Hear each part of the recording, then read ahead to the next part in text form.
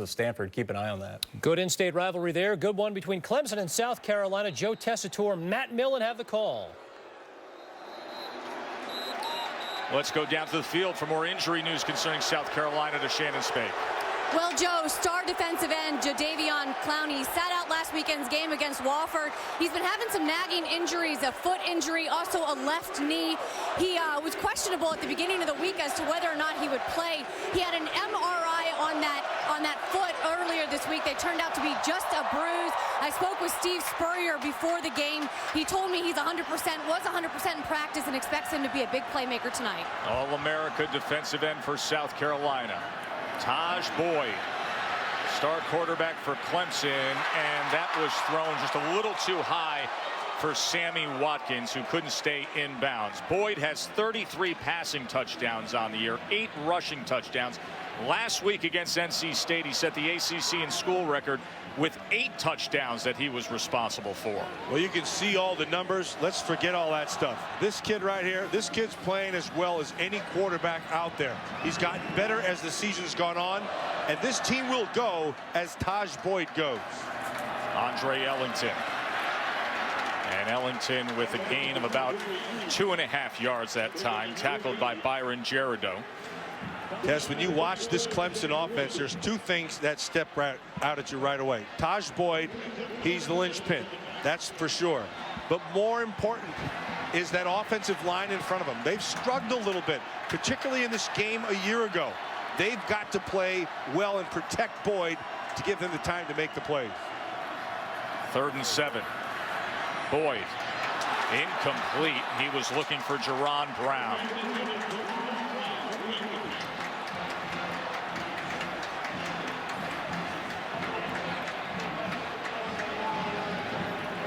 Steve Spurrier, the head ball coach, who has been stirring the pot a bit in this rivalry.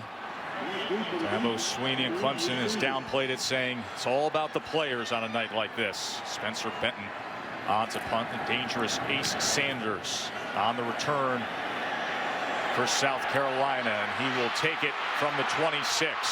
And here goes Ace. And he slips after crossing midfield, so it'll be good field position for South Carolina to start their evening. A 30-yard return by Ace Sanders. So Dylan Thompson gets the start tonight in place of Connor Shaw. Now Shaw 16-3 as the starting quarterback, but Thompson relieved him in week 1 when Shaw was injured against Vandy, and then got the start in week 2 against East Carolina and had a good night with 330 yards and 3 touchdowns.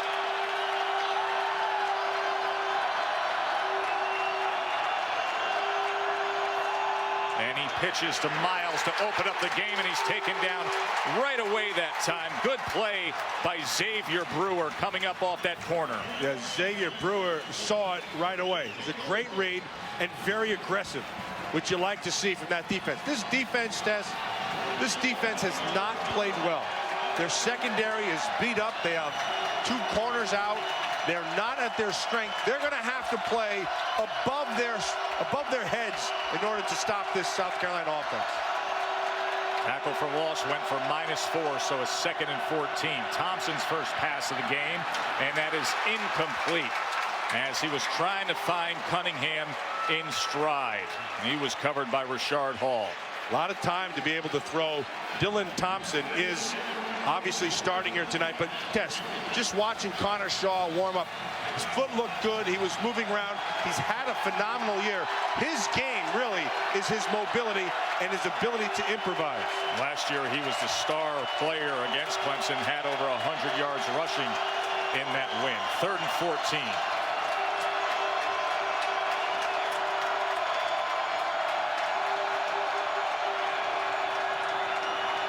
Thompson steps up against the pressure off the edge, and downfield. What an effort made at the 30-yard line that time by Bruce Ellington, who was down on his knees and then reached up to make that reception for a first down.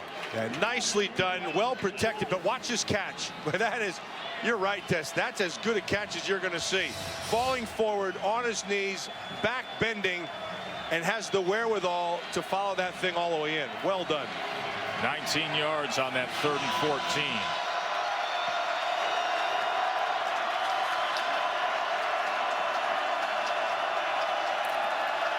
Kenny Miles. And just a gain of about 1.5 yards for Kenny Miles, brought down by Grady Jarrett. Kenny Miles, of course, taking over for Marcus Lattimore, who is just an outstanding back. But Kenny Miles last week 127 yards, and he's going to have they're going to have to run the football here, because what Clemson would love to be able to do is to make it one-dimensional and put the whole thing on the shoulders of Thompson. Miles is going to have something to say about that. Thompson out of the gun on 2nd and 9. Flag is down as Thompson looks to extend the play. And he just throws it away.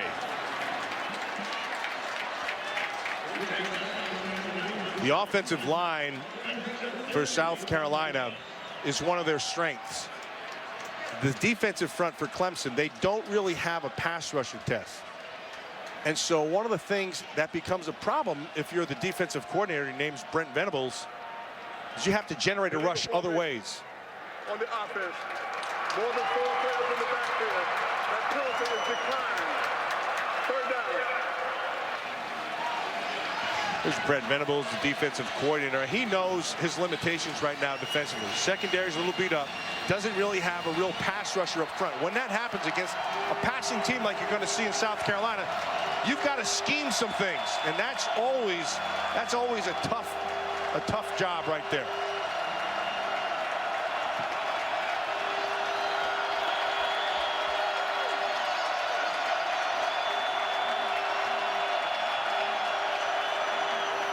Third and 9. Thompson, pressure up the middle, gets away, and then is taken down all the way back at the 42-yard line.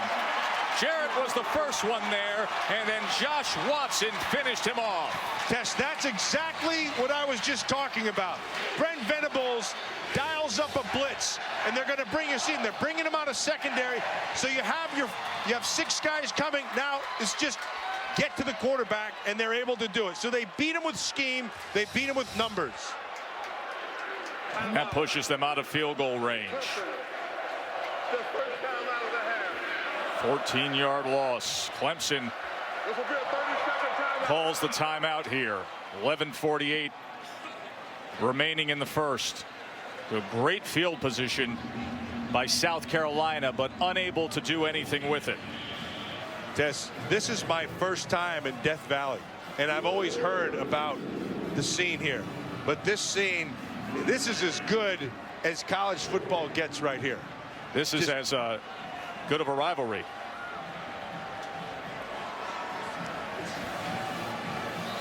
And we welcome those of you who just watched Oklahoma win a thriller in Bedlam, as this is the ACC on ESPN. Glad you're with us from Clemson Memorial Stadium, where the home team has won 13 straight. This the 110th meeting of a heated rivalry between number 12 South Carolina and number 11 Clemson. Joe Tessitore and Matt Millen here in Clemson, South Carolina.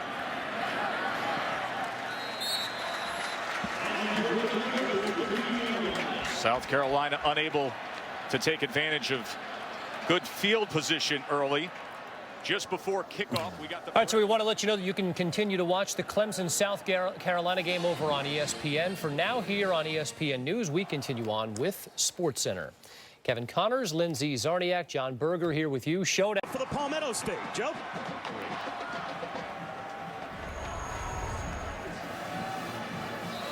And we welcome those of you who just watched Oklahoma win a thriller in Bedlam, as this is the ACC on ESPN. Glad you're with us from Clemson Memorial Stadium, where the home team has won 13 straight. This the 110th meeting of a heated rivalry between number 12 South Carolina and number 11 Clemson.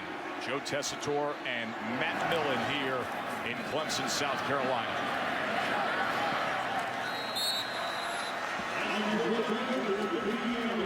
South Carolina unable to take advantage of good field position early. Just before kickoff, we got the breaking news on the injury front from South Carolina that Connor Shaw, the starting quarterback for South Carolina, would be a no-go to start the game. We may see him. He's been dealing with a sprained left foot. Dylan Thompson getting the start. What do you make of Thompson and what he does, the impact that could have on this offense? I think the biggest thing is for him is to just settle down. He's got to settle down and let the guys around him do their job. And Ellington carries it out to the 24. Of course, Tajh Boyd on the other side. No worries at quarterback for Clemson. He has been playing outstanding football lately. Second in the nation in passing efficiency, coming off that 8-touchdown game against NC State.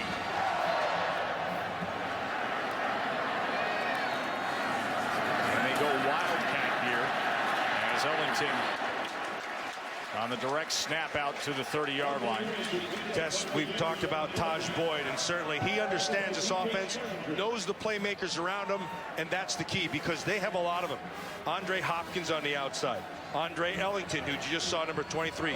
Brandon Ford, number 80 on the outside. Plus Tajh Boyd, Sammy Watkins with great speed. They have a ton of playmakers. Pressure up the middle as Boyd quickly gets it out that time to Brandon Ford. Outstanding tight end for Clemson, who has 8 touchdowns on the year. That is a good sign for Clemson. They brought a blitz. That offensive line is able to pick up all the pressure and allow Boyd to be able to make the throw. This game, this team will go as far as Boyd can go, and Boyd will go as far as this offensive line can protect him. 3rd down and 1.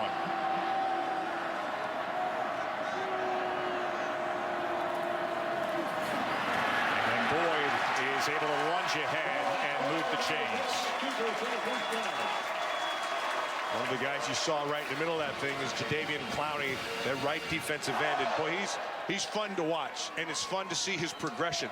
And I've talked to a couple of pro scouts who said they think that he might be the best defensive player that they've watched, and he's only a sophomore.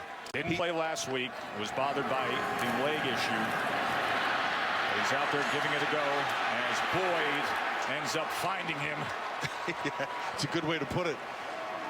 Scrambling around, Jerido the first to get after him, and then met by Jadeveon Clowney. Yeah, Clowney was blocked initially. You see him, he's right up top here. And then, like you said, Tajh Boyd, he's trying to get out of the thing, and he runs right into Mr. Clowney. Jadeveon Clowney is a fun player to watch. He still needs to develop. He still needs to get bigger and stronger, but he's got all the requisite athleticism. 2nd and 15. Boyd downfield a little too high. And upended was DeAndre Hopkins. Let's go down to the field, check in with Shannon Spade. Shannon? Well, Joe, you mentioned those injuries on Jadeveon Clowney. A left knee, right foot, something that he's been battling the last couple weeks. Actually sat out last weekend's game against Wofford. He had an MRI on that knee earlier this week. Coach Spurrier told me before the game that he's 100%. He was great in practice, and he's looking to him to be a huge impact player tonight. He's made for down and distance like this. 3rd and 15.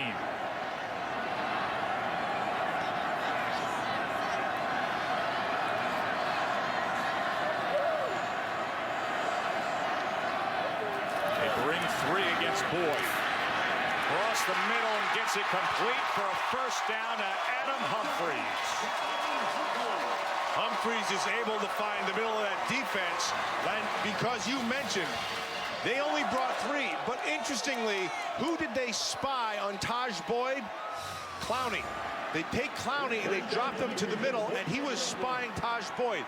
There was no rush, and they're able to find the middle of that zone. Wildcat formation again. Ellington, good blocks in front as Ellington gets it to the 43-yard line. Let's look at the impact players for Clemson, brought to you by Chick-fil-A. Well, we said they have a lot of speed on the outside. Watkins, Hopkins, Ellington, all these guys are blessed with great speed, playmaking ability. If you get any of these guys in space, they are going to make you pay for it. They can all fly, and they all can make you miss.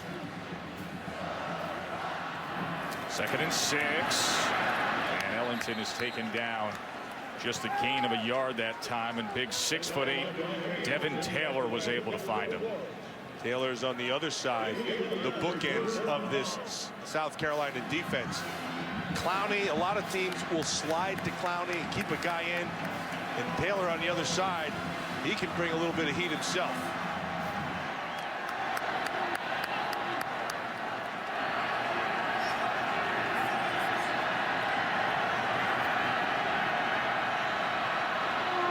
We're checking at the line on 3rd and 5. Boyd stepping up now. Can he get there? Makes one move and looks to have the necessary yardage. And Tess, we've been fortunate this year to watch a lot of excellent college quarterbacks. And I got to tell you, the guys that we've watched a bunch of them. This Tajh Boyd might be the best we've watched all season long. He can beat you with his feet. He can beat you with his arm. He's got excellent mechanics. He's got a nice strong arm, can make all the throws. It's a good player. He's really matured this year. We've heard a lot about that from his coaches. Boyd trying to avoid the pressure, spins free, and then completes it to Sammy Watkins. Great example of everything Tajh Boyd can do all on one play. That's just a great example of all the things we're talking about.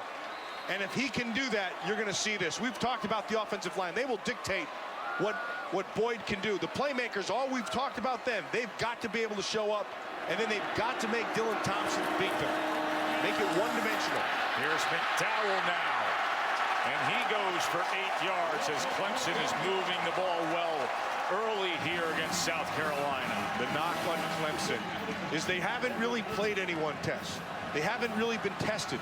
Yes, they have all these skilled people, but can they do it against a formidable opponent?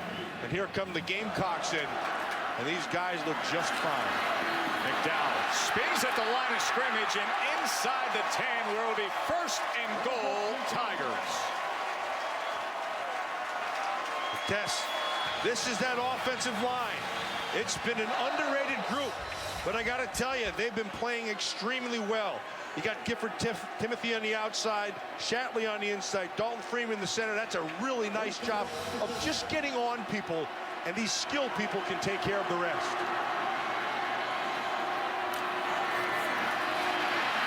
Ellington down to the 2-yard line.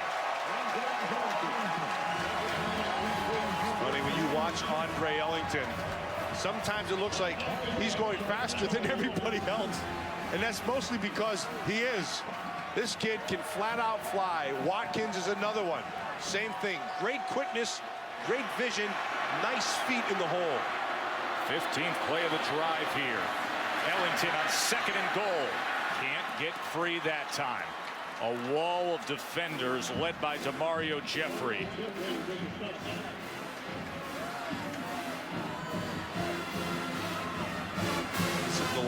Really the last place in football where you test all your good fundamentals, and that's goal line and short yardage. Low man wins. You got to come off with force, both offensively and defensively in those lines. Sammy Watkins in motion, Tajh Boyd, and Boyd will spin into the end zone to start the scoring night for Clemson.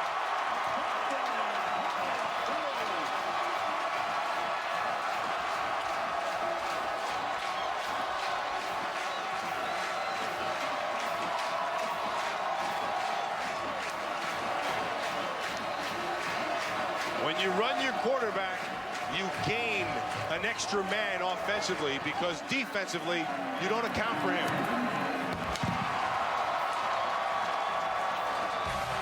9th rushing touchdown of the year for Tajh Boyd as they strike first in this rivalry.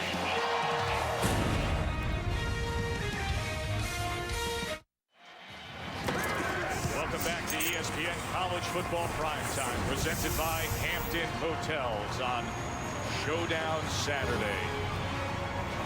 Aerial coverage is being provided by MetLife. See how MetLife can provide the coverage you need. MetLife, I can do this. Moments ago, it was what Tajh Boyd was able to do. 3-yard touchdown run for Clemson. A 16-play drive that ties a season high for plays on a scoring drive for the Tigers this year. Bruce Ellington back to return. Spencer Benton kickoff.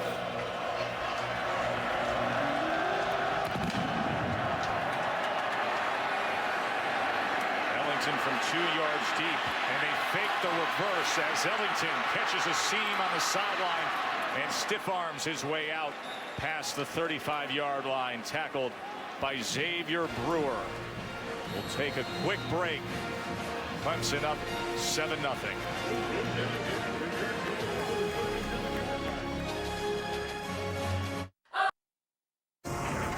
ESPN College Football Primetime is presented by Hampton Hotels. Feel the Hamptonality. And in part by Outback Steakhouse. It's always fresh in the Outback. It's been called the most exciting 25 seconds in college football just before kickoff. Running down the hill, touching Howard's Rock.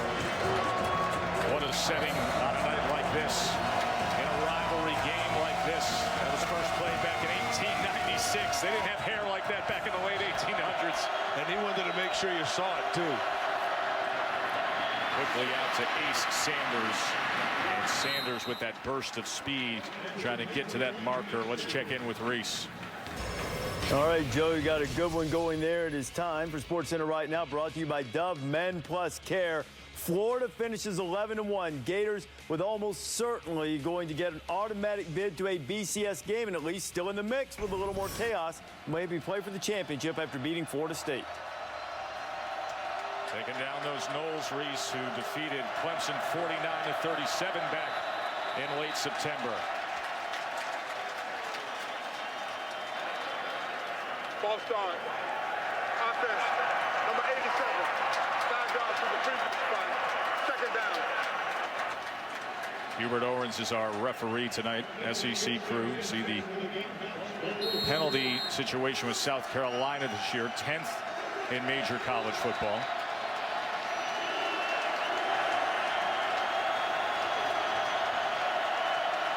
Makes it a 2nd and 6 now.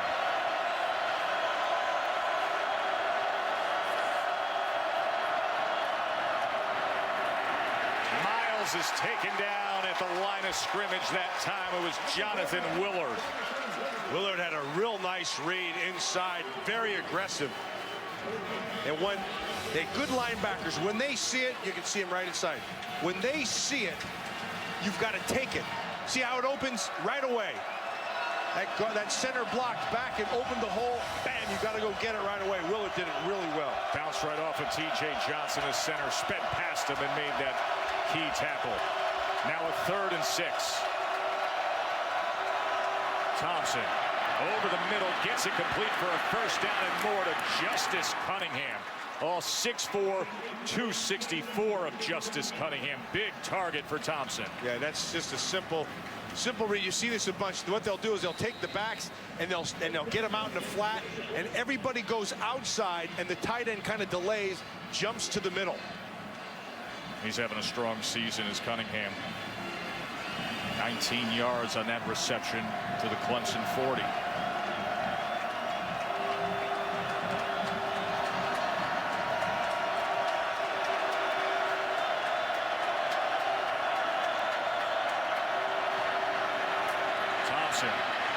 Downfield and complete to Sanders, and Ace Sanders wrapped up that time by Gary Peters. All right, Matt, what about your game plan for the Gamecocks? Well, you get Thompson in there, so the one thing you have to be able to do is he's got to be more than just a game manager. He's got to make the plays that present themselves, and he's done that so far. And then they have to have a nice balance in the run and the pass, because you don't want to be one-dimensional. And then Clowney and Taylor, we talked about them in the previous series. They've got to beat and win their matchups against these offensive tackles. First down at the 25. Miles remains in the backfield with Dylan Thompson. Inside handoff for Miles. And he breaks 3 tackles before he is finally taken down by Rashard Hall, but able to get 10 yards on the run. That's that big offensive line with Miles, and that's the balance you're talking about, Tess. That if they can get that kind of balance in this game, where they're going to be able to keep this defense off balance, pounding it on the inside, using the strength of that offensive line and Miles, and then Thompson can have the ability to throw and work his play action. First and 10 for the sophomore quarterback. Once again, he gives to Miles, and once again, he's tackled by Willard. And that was a blitz. That's Brent Venables, again, the defensive coordinator, getting pretty aggressive with his calls. You're watching, they're going to bring somebody off the side, and Willard just again, everything clears in front of him, and then boom, you've got to go attack it. You can't wait. You have to go attack it. There's Brent. First-year defensive coordinator, came over from Oklahoma. Thompson checks across the line. 2nd down and 9. Play clock down to 2. Miles. Timeout. And maybe they got the timeout. Indeed, they did. So South Carolina, Coach Spurrier able to call that timeout. Timeout. South Carolina. It's their first timeout of the half. Head ball coach wants to talk things over. We'll take a break.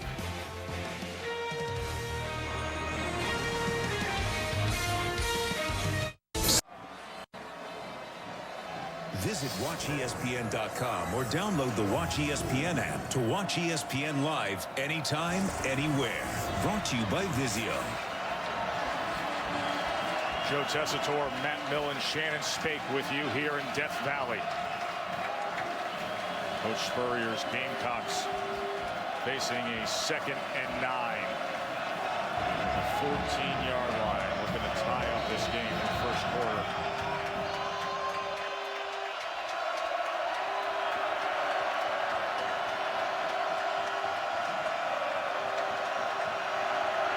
Receivers for Dylan Thompson. They pick up the pressure to the end zone. He goes, and that ball is caught for a touchdown by Bruce Ellington. What a great adjustment on the ball at the end of that throw. Bruce Ellington is covered. They go back shouldered, but I want you to watch. Look how he spins in midair. That's really good. And he maintains the catch all the way through. Let's see if he doesn't. There's control. He's got it.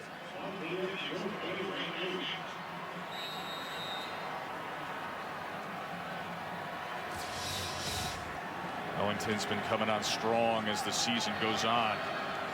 Two-sport star, point guard on the basketball team as well. Tremendous athlete. Got a glimpse of it on that catch, the effort he was able to make. So Dylan Thompson gets the start tonight in place of the bothered by the injury Connor Shaw, and it pays off for the head ball coach.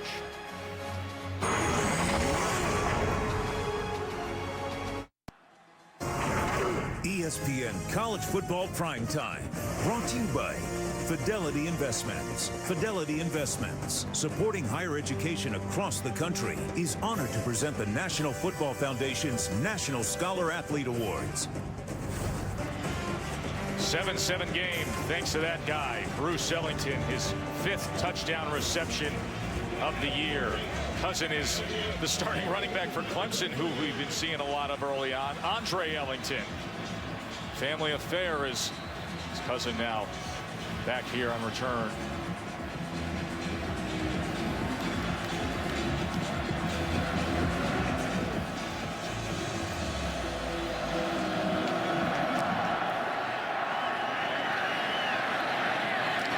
Yates sends it 7 yards deep, where the other Ellington, Reese, will take a knee.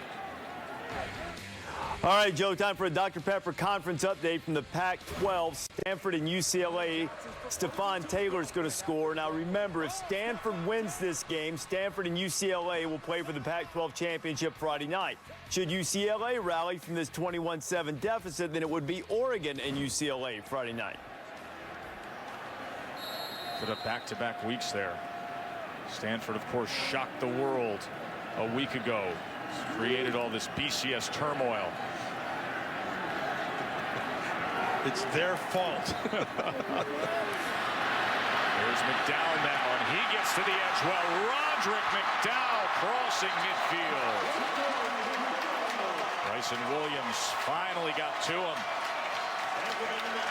A 32-yard run there by McDowell. Yeah, Tess, we were talking about Clemson at the beginning of the season. The one thing we both agreed on and spoke about on College Football Live was how fast this team was. And you really don't appreciate it until you see them in person. They've got speed everywhere. Now Boyd is going to take a shot downfield, and coming up with it is DeAndre Hopkins.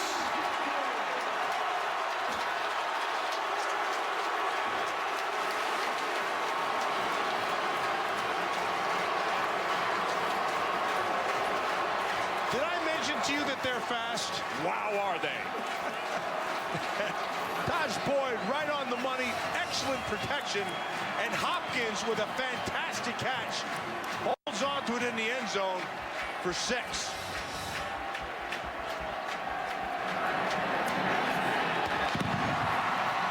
16 touchdown receptions for the man they call Nuke, DeAndre Hopkins. And Tajh Boyd, what a season he's putting together. 34th passing touchdown of the year. That's a school record. Well, I want you to look up front. No pressure whatsoever. He's able to step into that thing, seize it the whole way. Actually, that ball held up just a tad, but Hopkins makes the nice adjustment and then muscles it out for the score. And Akeem Auguste had his right arm in the mix there, but Hopkins strong enough to hold on to it. Let's go down to the field to Shannon. Well, Joe, I spoke with Tajh Boyd yesterday. He told me this is not just a rivalry game. This is a game about respect. He said he knew it would be important to get out here and make a statement early. He said their goal was to score on every possession because here at Clemson, the fans, the energy, they can certainly move the momentum, and that is what they're doing right now. Especially on a night like this.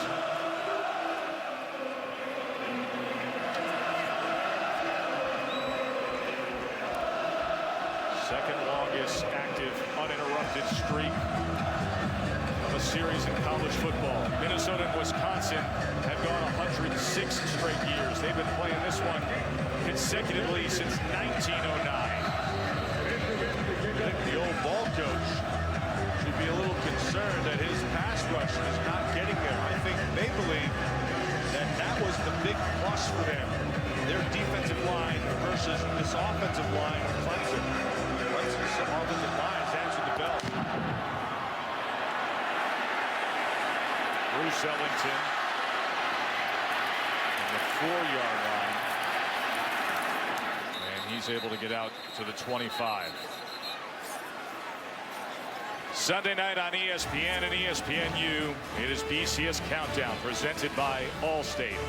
First at 8:30 on ESPN, Reese and the guys, they will reveal the BCS standings. Then more analysis comes your way on ESPNU at 9 o'clock. Of course, we will see how it all plays out tonight in LA. Number 1, Notre Dame. Can they get through and move to 12-0 and secure a spot in the national championship?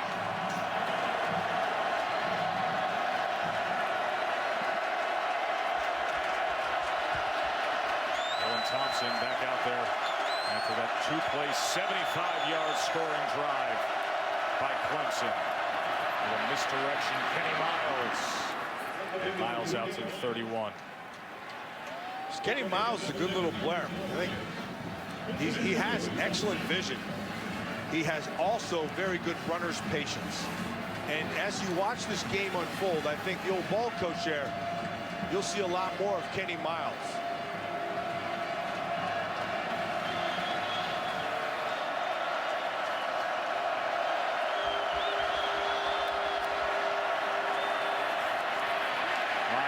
Trying to bounce free, gets ahead for about 2.5 yards. It'll be 3rd and short, tackled by Spencer Shuey. Spencer Shuey They say he's the brains of that defense. He gets everybody lined up in their right position. You'll see him a lot of times, Tess, as the play's unfolding. He starts, you'll see him, see he's just directing. A lot of directing going on out there. A lot of pointing and getting guys in the right spots. There he's doing it again. Clock counting down here at the end of this first quarter.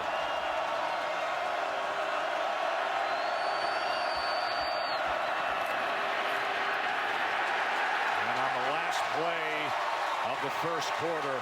Gonna be short. They stuff him short by a yard, and a flag comes in at the end. So we will check on that.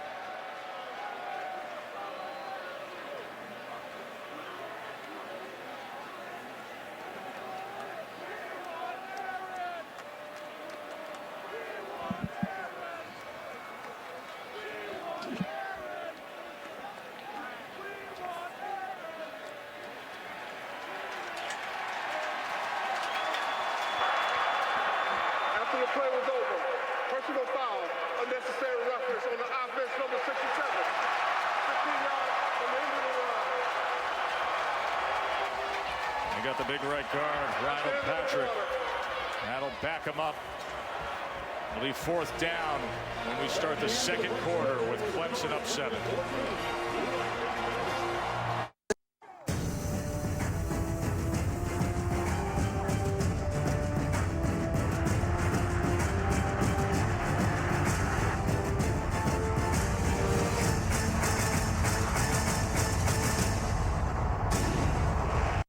Glad you're with us here on Showdown Saturday, ESPN College Football Primetime, presented by Hampton Hotels. Joe Tessitore, Matt Millen, Shannon Spake with you. One of the great rivalries in the game, Clemson and South Carolina. As the Gamecocks punts away, and Adam Humphries with the fair catch at the 41.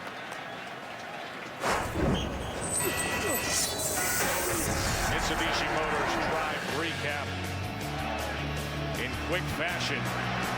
Clemson was able to do damage. 2 plays went for 75 yards in just 24 seconds. DeAndre Hopkins with the 43-yard touchdown reception from Tajh Boyd, and that is our Mitsubishi Motors Drive recap. Ellington once again on the direct snap. Gains 2.5 yards. Tajh Boyd, what a season he is working on here. 34 passing touchdowns, 9 rushing touchdowns. As he looks to close things out in this rivalry game, with many talking about him earning a trip to New York in the Heisman chase. 2nd and 7. Little pressure off the edge from Clowney. And Boyd just gets rid of it.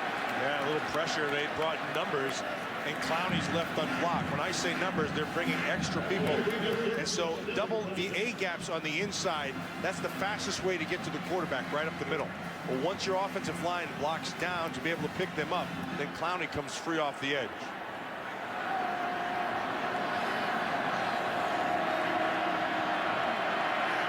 Five receivers as they go empty here on 3rd and 7.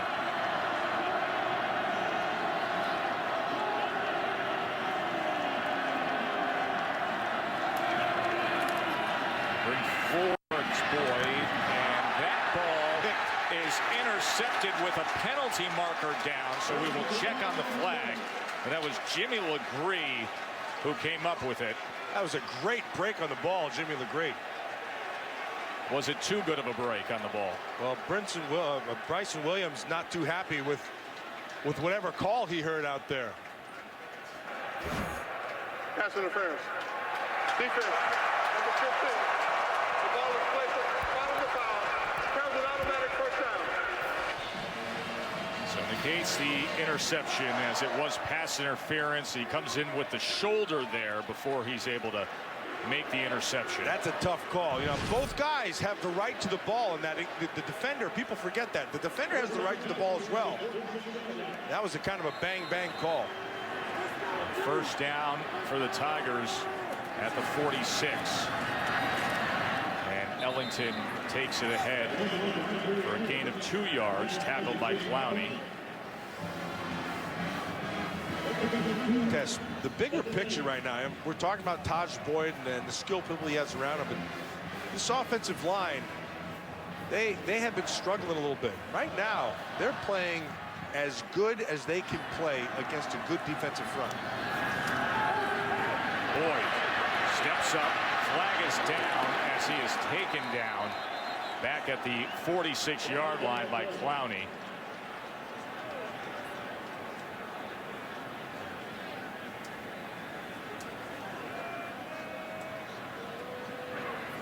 Holding on the offense, number 68. That penalty is declined. Third down. It's their left guard, David Beasley. Big, powerful guy. Doesn't really have great movement. And that's what you want to try to do when you're playing against him, is to make him have to move, get to an edge.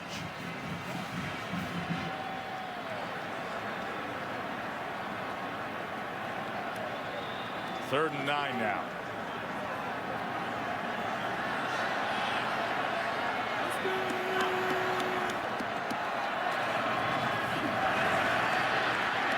Boyd unable to get free as he was taken down by Chaz Sutton.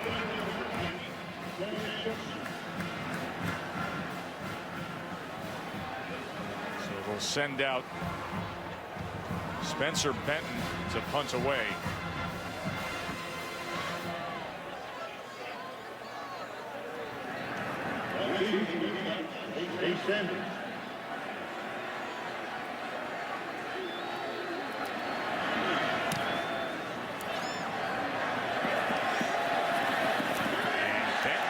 Is angled out. So he does his job well as he pins it at the 9-yard line.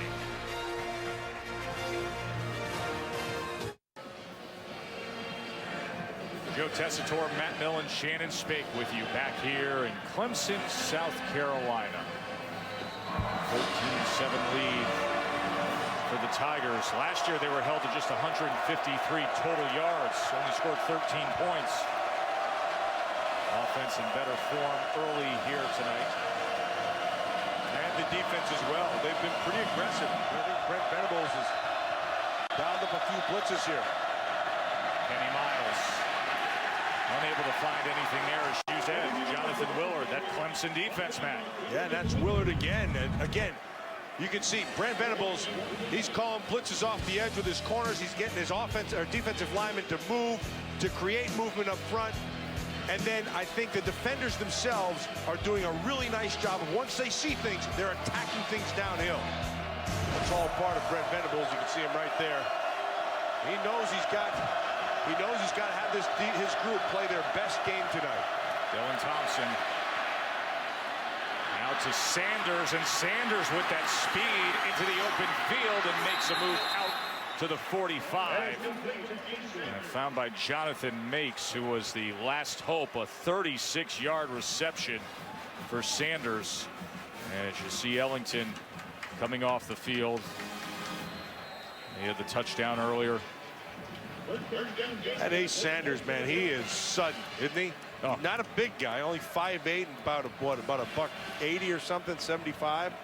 But boy, he can pick him up and put him down. He's fun to watch.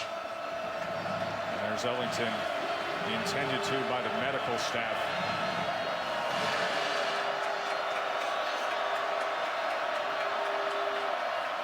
Thompson to pass here. He's going to take a shot downfield. And that ball should have been intercepted by Gary Peters. That was an opportunity. Those are the ones that you want. Bird was right there. Peters, the corner, should have had himself a pick. Jameer Bird was the intended receiver, but it was thrown short into the inside. And Bird never even turned around to be a defender. That ball, that's an opportunity. That's just sitting up there. That's a play you have to make.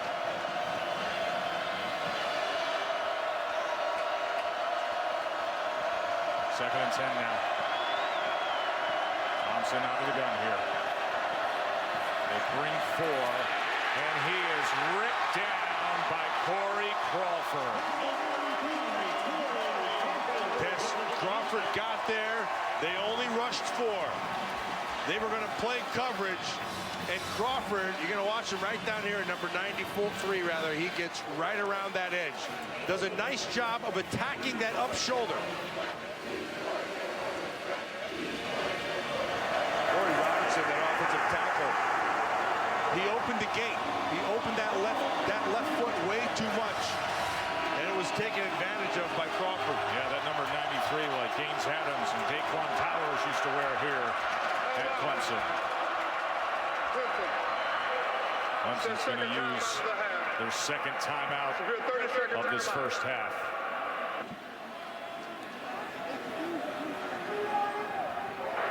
Hey, Tiger fans, don't forget to purchase all your filled with great rivalries throughout college football. This is one of them. 110th meeting goes all the way back to 1896. By the way, the teams have 19 combined wins entering this game. That's the most ever in this showdown. It's good to have both teams playing so well. Number 11 and number 12, just the 5th time that they have met as ranked teams. A couple of nice pictures of some of the old guys there. You saw William Refrigerator Perry there, number 66. George Rogers on the other side. Lone Heisman winner between these two. Shannon? Well, Dabo Swinney said this week that this is a rivalry these teams they live with all week long, at the grocery store, at church. They are living literally next to fans of the other team. I spoke with Coach Spurrier before the game. He told me this rivalry reminds him very much of the Florida State rivalry. He said when he first got to South Carolina, there were signs all over the locker room, beat Clemson. He took them down. He said he didn't want his players focusing on just Clemson, but this season. Yeah, that every game's a big game attitude has paid off for them. 3rd and 22. He took a shot, threw it incomplete. Tess, I got to tell you, there's a kid that gets on the field for passing situations for Clemson who is a legit player. Vic Beasley, number 3. He's got great speed. Not good, great. He kind of reminds me of what Fred Dean was early when he came in. Not a real big guy, only about maybe 225 pounds, but he can really fly. Beasley's 3rd in the ACC in sacks, has 8 on the year, and he was coming after Dylan Thompson there. Tyler Hull punts away. He takes a Clemson bounce and is down at about the 38. Tigers up 14-7 here in Death Valley.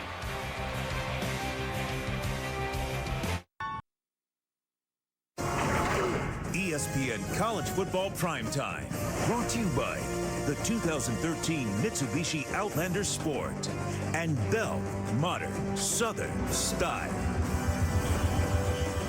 That was last night at the SO Club here in Clemson, South Carolina. Legendary sports bar that came from a 1920s gas station.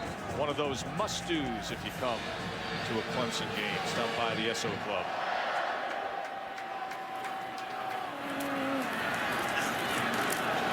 Boyd fights his way out to the 41-yard line. The junior quarterback who's been coming on in recent weeks as a Heisman contender. Currently 5th in the polling of Heisman Trophy voters. Had that record-setting game a week ago with 8 touchdowns. And tonight he's got a touchdown pass and a touchdown run. Time to get Sammy Watkins involved. 2nd and 6. Here's Ellington and Andre Ellington. Past midfield to the Gamecocks 45. You know, the last series, the South Carolina defense started to look like the South Carolina defense against that Clemson offensive line. And then now here comes Ellington. Now watch the O-line, just getting everybody on somebody. And you saw Clowney go for Tajh Boyd. And Ellington was able to take advantage of that and duck underneath. Here's Boyd. And that time he's taken down, sacked back at the 49-yard line. It was Byron Girardeau and JT Surratt. Yeah, he was looking down the field. He wanted to get himself a nice big play to DeAndre Hopkins, but the coverage was there. And because of that coverage, Girardeau was able to make his 300 whatever pounds felt.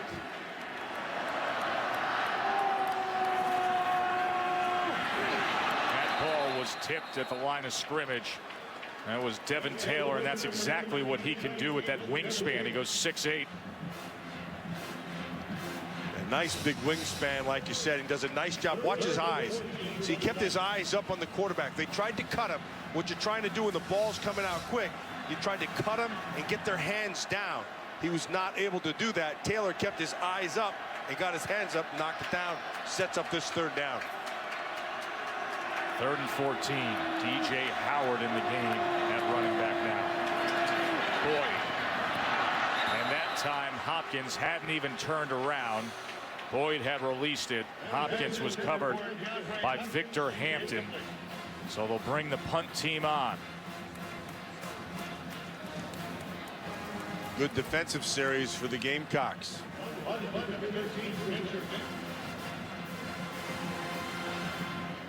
Hampton's the best cover corner they have. Benton back on to punt. High and angled kick. And once again, he's able to put it in that corner. South Carolina trailing by 7 with the ball when we return. Come on, 14-7 Clemson on top of South Carolina. Bruce Ellington had his 5th touchdown earlier tonight. Got banged up on that last possession. Yeah, and it was a legit play. This is not a cheap shot. It's Rashard Hall, number 31. Now he's reading it. See his coverage on Miles underneath 31. And you see Ellington coming down like he's going to block him, which is what they try to do. And so what you try to do as a defender is run through the block, which he did. And he brought a little bit of pain with him, and Ellington's feeling it. Also had a touchdown catch right down the middle of the field a year ago against Clemson. That was for 49 yards.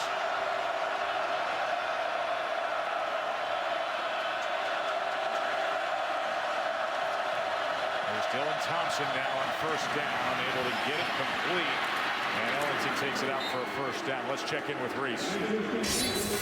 All right, Joe, Taco Bell studio update. Johnny Manziel and Texas A&M, they're blowing out Missouri. Now, Manziel left the game briefly, was holding his knee, took a big hit. You see him hit Malcolm Kennedy here. This is after the knee injury. So wearing a brace now, appears to be fine. Hits Ryan Swope, just scrambled and hit Mike Evans for another one seconds ago. 34-0, Aggies are rolling.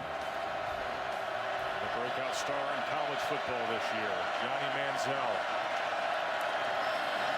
Thompson back to Ellington on the near side, and this time able to get it out to the 33-yard line, tackled by Travis Blanks. Anytime you see those quick screens or bubble screens, those things are only effective if the receivers, the other receivers, block.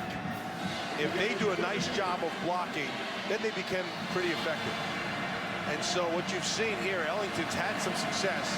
And that's because his teammates on the outside are doing a good job of getting the body on the defender. 2nd and 3.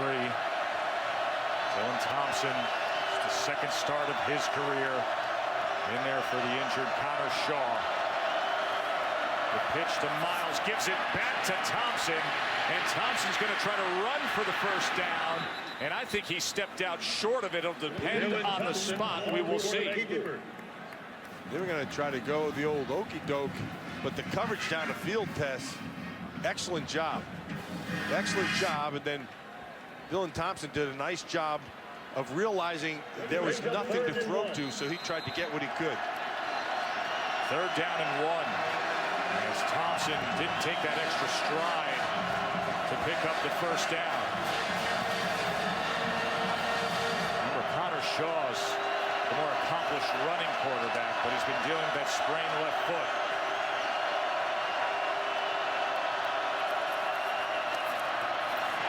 This time, plenty of room as he sold it well and crosses midfield. You said it right. They sold it well on a power. They brought in Connor McLaurin, the fullback, and they hit that thing hard. Watch how hard they go into that. He just pulls it out right around the edge. That defensive end's got to hold that edge. He's got to stay as deep as the deepest. Always got to peek back there to make sure it doesn't clear. That time Thompson just took advantage of him. As you're looking at Connor Shaw there on the sideline, got his helmet on. He was warming up a little while ago. 19-yard run by Thompson. Now over the middle as he gets it complete to Justice Cunningham. Shannon? Well, Joe, this Clemson team looking to stop South Carolina from winning 4 in a row in this rivalry. Dabo Swinney told us yesterday that in those 3 previous losses, Clemson didn't just lose to South Carolina. They lost to Clemson. They beat themselves. Well, Dabo Swinney came over before the defense got back on the field, reminded his players of that. Don't beat yourself. He told them, settle down, get out there, just play your game and settle down. South Carolina's first 3-game win streak against Clemson since the late 60s. On 2nd and 3, Jonathan Willard. He's been doing a good job filling that hole and making tackles like that. He's having himself a good game here. Through this first half, he's been aggressive. He's been reading things really nicely. And he's been wrapping up. You know, you've seen a nice job here tonight of tackling. Jonathan Willard has led the charge in that department. Nice job of wrapping things up. Makes for a 3rd and 4. As Ellington will be split to the near side. And Miles will be the back with Thompson out of the shotgun.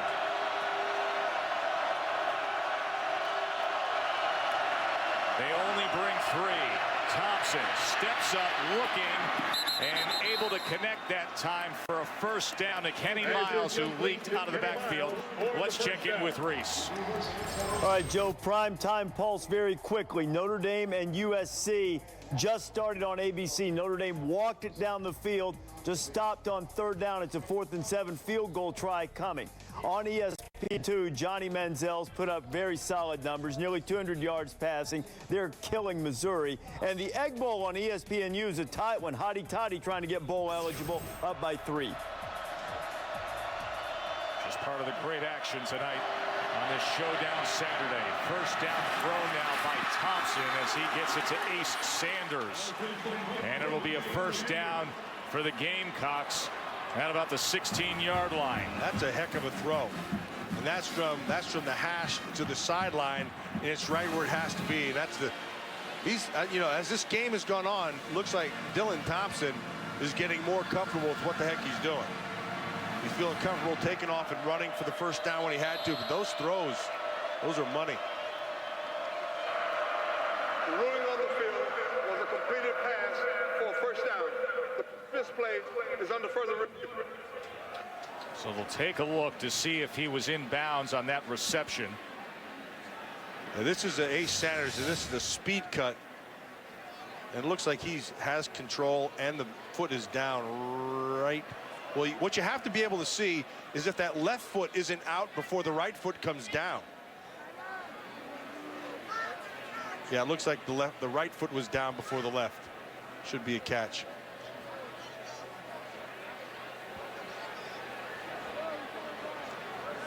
He runs that route. You have to respect the speed, and then he'll do that speed cut and get it. You really don't see any slowdown. It's full speed in and out of your break. Henry Ellard of the Rams, he was fantastic at it. Ace Sanders looks like he has that one down pretty good, as well as the catch. After further review, the ruling on the field is confirmed. First down. So confirmed meaning that they saw the video evidence that says what you saw on the field, what was called on the field is what we can confirm.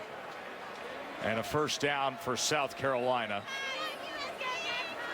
You know, a thing that's interesting for me, Brent Venables, the defensive coordinator for Clemson, he's calling the defensive play, and then his defensive line looks over to him, and he gives them the kind of rush he wants done also.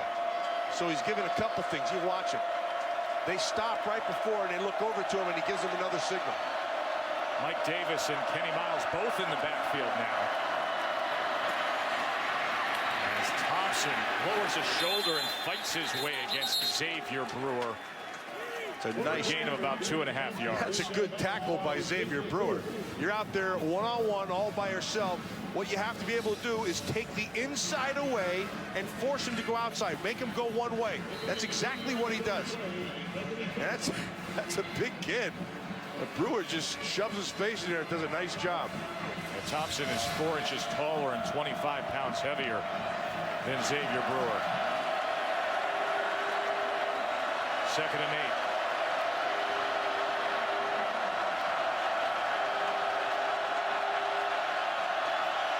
They're checking it again.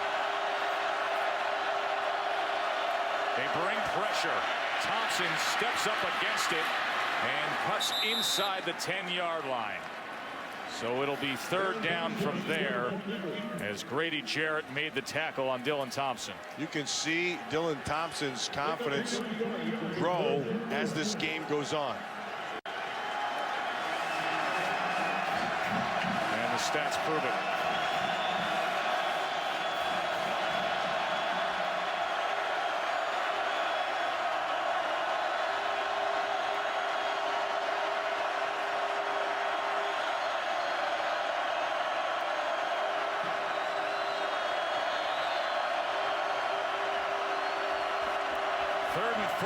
Thompson to the end zone, and that was defended that time as it goes incomplete. But Travis blanks on the coverage.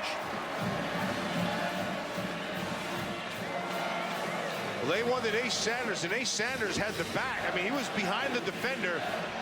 He didn't like what was going on, but you can see that's a yeah, as you can see, he's complaining right there. But Banks did a nice job of taking it away, but should not have let him get behind him.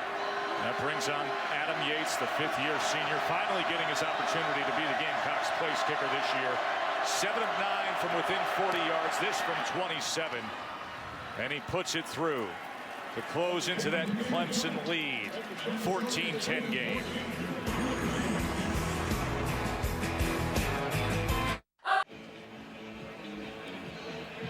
Death Valley, where the home team has a 14-10 lead with 2:40 to go in the half.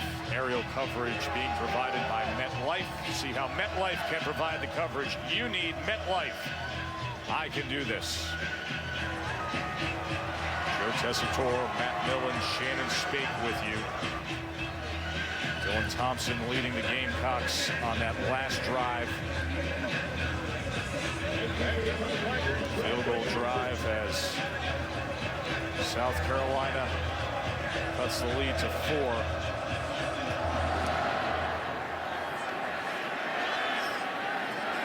Big boot by Hull. Let's check in with Reese. All right, Joe, coming up in just a moment on the Buick halftime report, Notre Dame and USC are underway. Irish up 3-0. SC had a ball bounce off Marquise Lee's hand in the end zone, so may have a good one going there. Gators put a beat down on Florida State for the most part, particularly late in that game. We'll also have the great rivalries in addition to a record-breaking touchdown. Wait till you see what happened to Ohio State and Michigan. Also, Bedlam was a great finish. Look forward to hearing what Reese and the guys have to say at the half. Ohio State capping their season. Deron Brown over the middle, out to the 41-yard line. Speaking of quarterback play, Tajh Boyd. Tajh Boyd just looks so much more confident.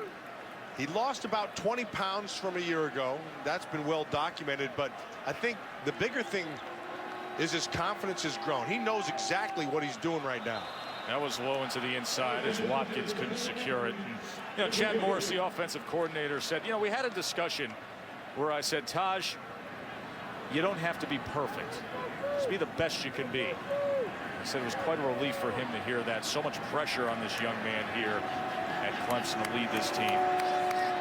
Over the course of the past month, he's been playing great football. Brandon Ford, senior tight end, out to midfield. The 3rd and 1 from there. You got to get the first here, obviously, but the guy they need to get involved more, as you can look at those points in the half that he's doing, is if you want to get some points, Sammy Watkins is a guy they need to get more involved right now. 3rd and 1. Here's Boyd, and he easily will move the chains. 1:50 remaining in the half. Saw all the success that Clemson has had scoring, but as you pointed out, outside of Florida State, all opponents that you would expect that kind of production against this year for Clemson. This attests one of the best defenses in the country, South Carolina. Little pressure off the edge, but he launches it downfield, and it was thrown up and intercepted. DeVonte Holloman with the pickoff. The pressure came from Aldrick Fordham. And Boyd launched it up there and paid the price. You can watch the pressure off the top side. Here it comes. Clowney was part of it, and Boardroom's the other guy. And then the ball just kind of flutters up top there. And he's able to make himself a catch there. Holloman just kind of tracked the ball. So now that gives South Carolina a minute 32 to work with. 2 timeouts remain for the Gamecocks.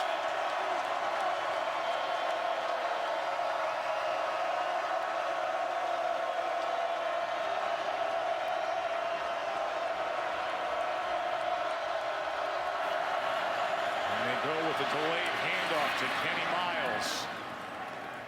And Miles gets 4 yards on the carry, tackled by Quandon Christian.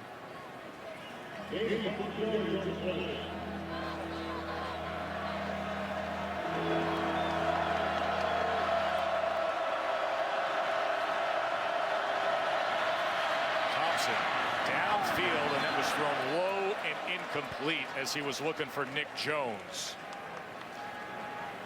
It's Clemson, the defensive front, getting a little bit of pressure.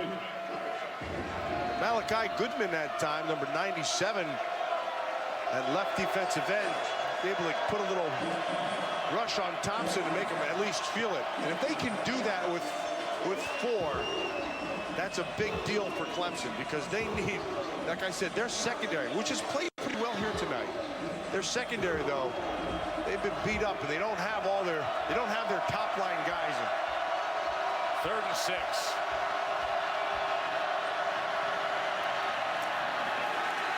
And it'll depend on the mark that time. He's going to be short.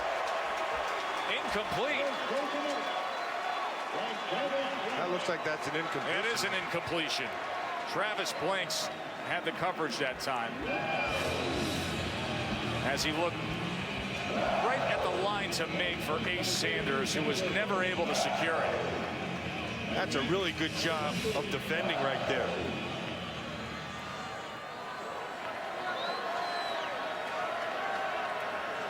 Humphrey's back for the Hull punt.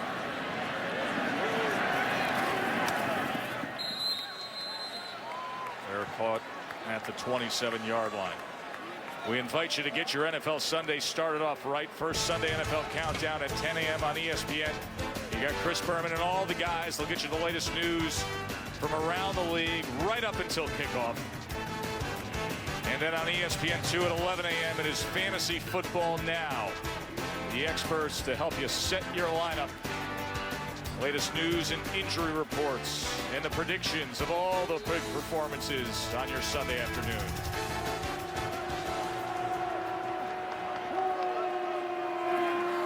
Tajh Boyd trying to work with just a minute on the clock as he gets it to Sammy Watkins. 1 timeout remains for Clemson as the clock counts down. They've got to be faster than this. They've got to have a couple of them called so you get right to the line of scrimmage and make your call, especially when it's a run.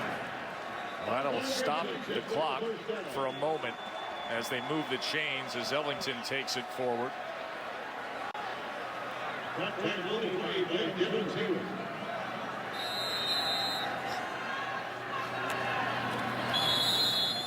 That's too much time just to spike it.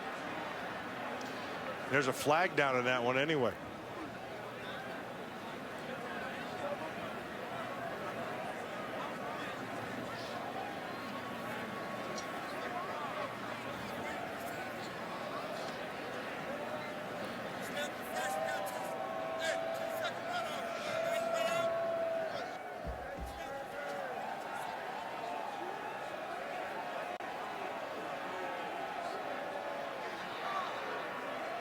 Snap infraction on the offense.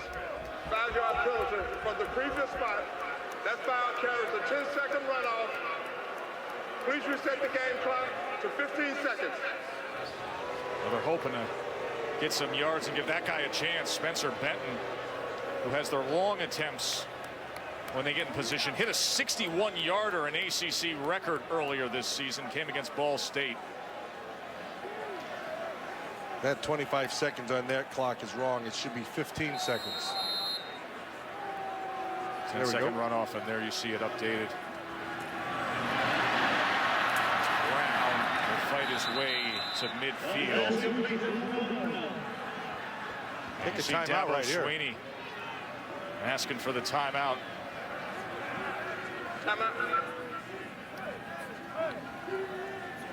And they will get the timeout with 4 seconds remaining in the ball just at midfield.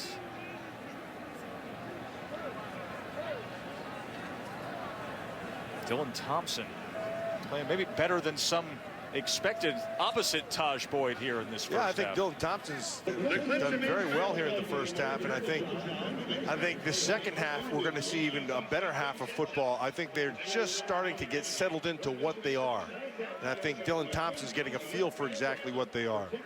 See them measuring. I think we just got a chain link or two short there after that last play. You know, Tajh Boyd came in with all the big stats. Dylan Thompson, we found out just about an hour before kickoff that he would get the start, that Connor Shaw, who's been dealing with that sprained left foot, limited in practice this week. And you look at those numbers, and Thompson's had a nice night. He's made a couple of really nice throws, some tough throws from hash to sideline. Been able to scramble and use his feet when he's had to and create a little big move around in the pocket and manage it. Make a cut like there's a nice throw to the outside, Ace Sanders. And he's been able to do it all night. And as this game has gone on, he has seemingly gained more confidence with his throws and with this offense.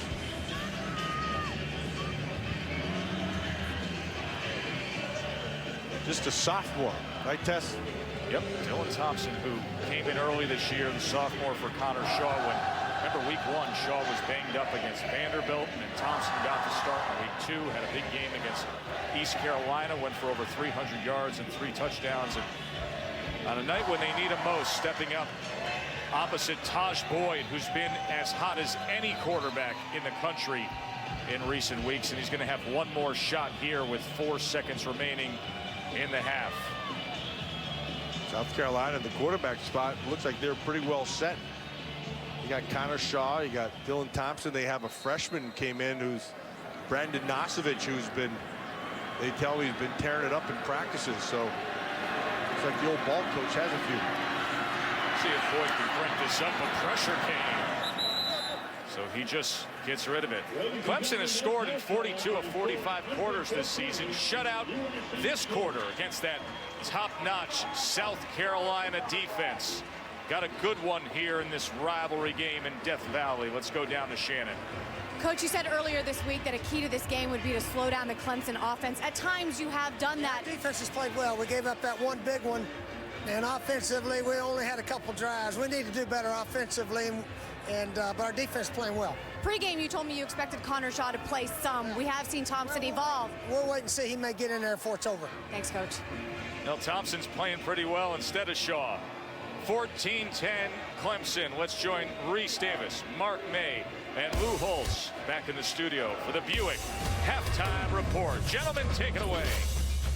All right, Joe Tess. There's always a little chippy, a little animosity between these two. 14-10. I think we expect, and we still may see it, but I think you expected something a little bit more like at least a little bit closer to bedlam, at least from the standpoint of Clemson's defense has been giving up a lot this year. With their defensive coordinator, Brent Venables, I thought he's done a masterful job thus far in the first half against the South Carolina offense. They've only given up 10 points, but here's the key. Last week against NC State, they gave up 48 points. But here's the bigger part of the equation. They've given up just 24 rushing yards to an SEC team in South Carolina in the first half. Well, it's always a very physical football game. It's not easy to play up at Clemson. I think Coach Morris has really done a tremendous job with the Clemson offense over this entire year. But this is a very, very good, solid defensive football team for South Carolina. And Coach Spurrier just has a way of beating the Tigers. Well, at times, instead of all the time, what, 5-5? 5-5? He has a way of beating them and losing to them. And it's kind of an even thing. See, I try to play He's won the last 3. He has won the last 3, going for 4 in a row, and it's been a long time since South Carolina has beaten Clemson 4 in a row. Been a long time since Notre Dame has played for a national championship, but if they could win against USC, they would be doing just that. Fighting Irish first drive, I mean, they just cut him to pieces. Robbie Toma, for a little juggling act, picked up 22, and then Everett Golson going to take off with it, Lou. This young man is just an outstanding quarterback. What a great job he's done in leadership, and he's thrown the ball exceptionally well, time after time on 3rd down. Turned into a field goal drive. Max Wittick, Marquise Lee couldn't quite recognize it and hit off his hand. Lights got in his eyes. Yeah, perhaps. It's 3-0 late in the first. Remember, that's on ABC. You can check out the Watch ESPN app, keep up with our game, and then watch that one on ABC. What a hard-hitting, violent, vicious game in the Sunshine State. We'll show you the highlights coming up.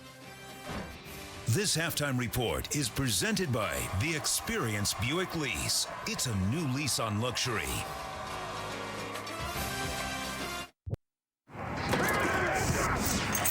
We welcome you back to ESPN College Football Primetime, presented by Hampton Hotels, the ACC, on ESPN on this great Showdown Saturday.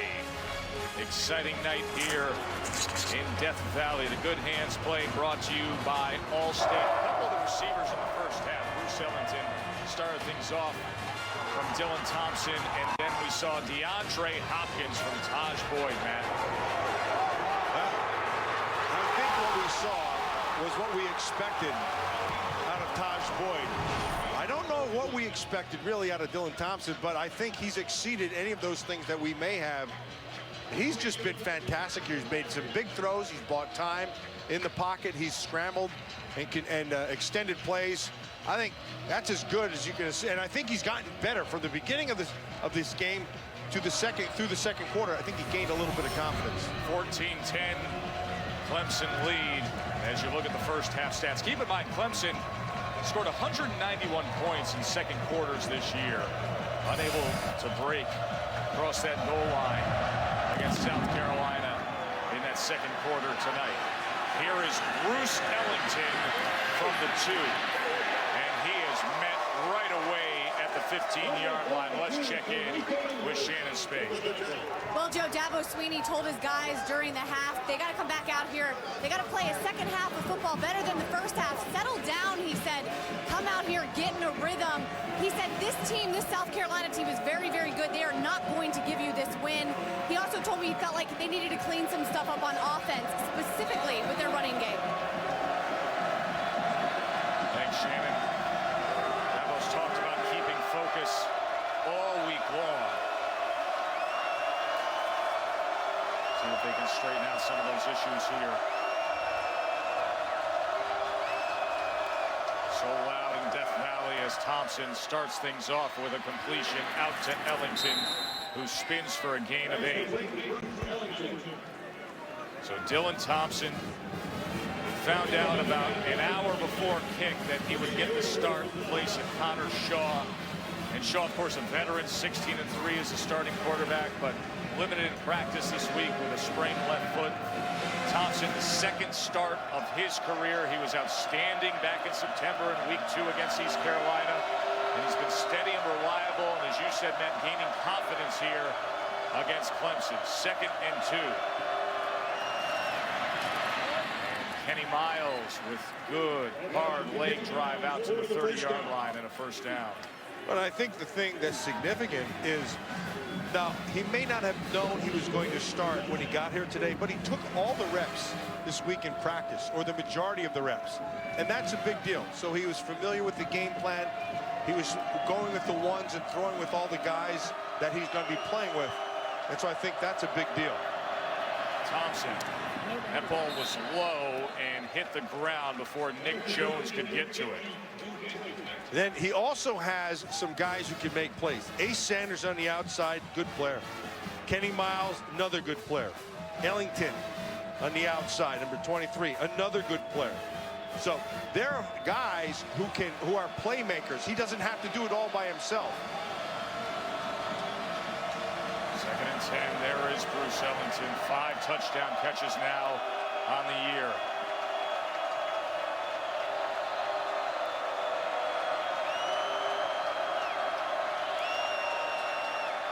Thompson. Downfield, and that is caught. Streaking across the middle was Nick Jones, and a big gainer for the Gamecocks down to the 39-yard line of Clemson. I like the way Thompson goes back to it.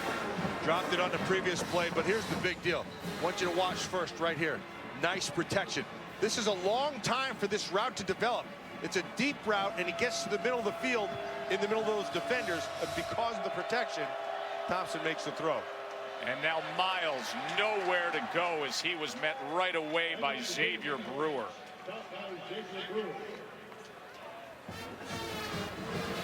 I think this is a significant drive for this Gamecock offense. They need to come out to start this half and put an exclamation point on it with points. If they can do that, they can start to dictate the tempo of this second half. Offense that has struggled at times this year, especially on the road. 2nd and 10, Thompson. That was batted away by Jonathan Willard. Willard's been very active in this game. He's playing a heck of a game. This is the best game that I haven't seen all their games, but I've watched a significant amount of their tape. And this is number 46 right here. This is the best I've seen him play. Very active in the run game. He's been very aggressive. Nice job of sitting there in that zone and just waiting for the ball to be thrown, and a nice break. 3rd and 10.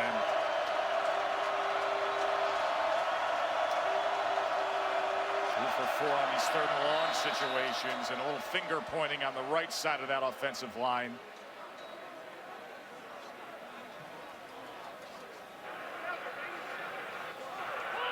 Defense in the neutral zone, number 97, causing the offense to move 5 yards from the previous spot. Still 3rd down.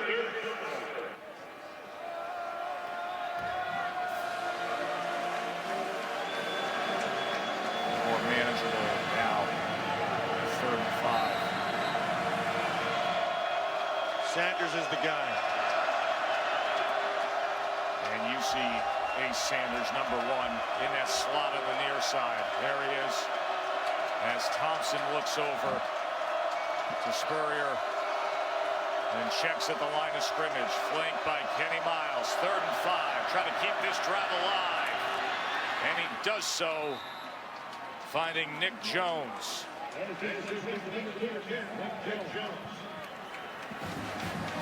Jones, who played his high school football with Marcus Lattimore, the running back who once again suffered a season-ending knee injury. Beloved by the South Carolina football program. And a lot of college football fans. That's a fantastic player. 1st down now, Thompson has time, checks down over the middle, but could not connect with Kenny Miles, who was covered by Spencer Shuey. Ball coach is getting a little fired up out there. I talked to a couple guys who were coached with him when he was with the Redskins. Tim Hasselback in particular told me, you know, he's an interesting guy. He said he has a great mind for the game. He said he sees things a little bit different, and he'll call and play. He'll say, listen, if we do this and this, if you just go down and throw the ball to right in this spot, we're going to make a play. He just sees the game maybe different than most people do. 2nd and 10. Thompson. And that was nearly intercepted. The flag is down as you saw Brewer try to jump in front. Flag is down back at the 33, so we will check on that. That was his worst throw of the night.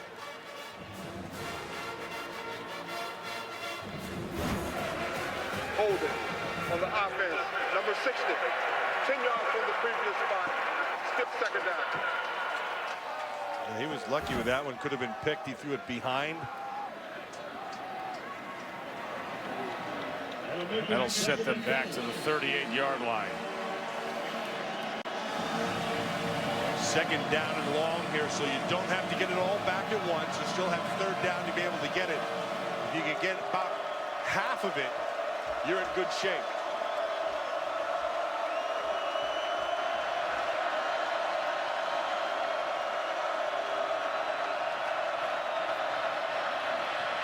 Thompson steps up. He's going to tuck and run, and he will step out at the 34-yard line. Will be third down from there. Nicely done by Clemson. Just with the minimum amount of rush and the majority of the defenders sitting back, playing a zone, making them, taking the deeper stuff away and making them wanting to throw it underneath. Because he saw no one to throw it to, and it sets up this third long. By the way, 3rd and 16 from the 34. Adam Yates, the kicker, has hit a 51-yarder, so that's right at the threshold right there at the 34-yard line of his range. 3rd and 16.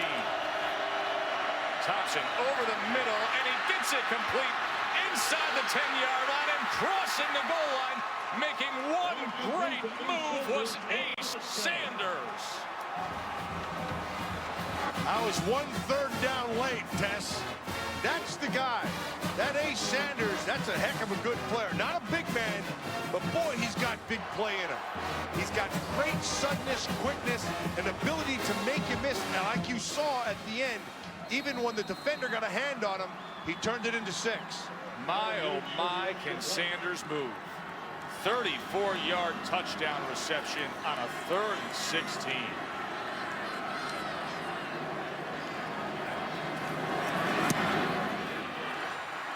And Yates makes it a 3-point margin. What a good night out of Dylan Thompson. First lead of the game for the Gamecocks.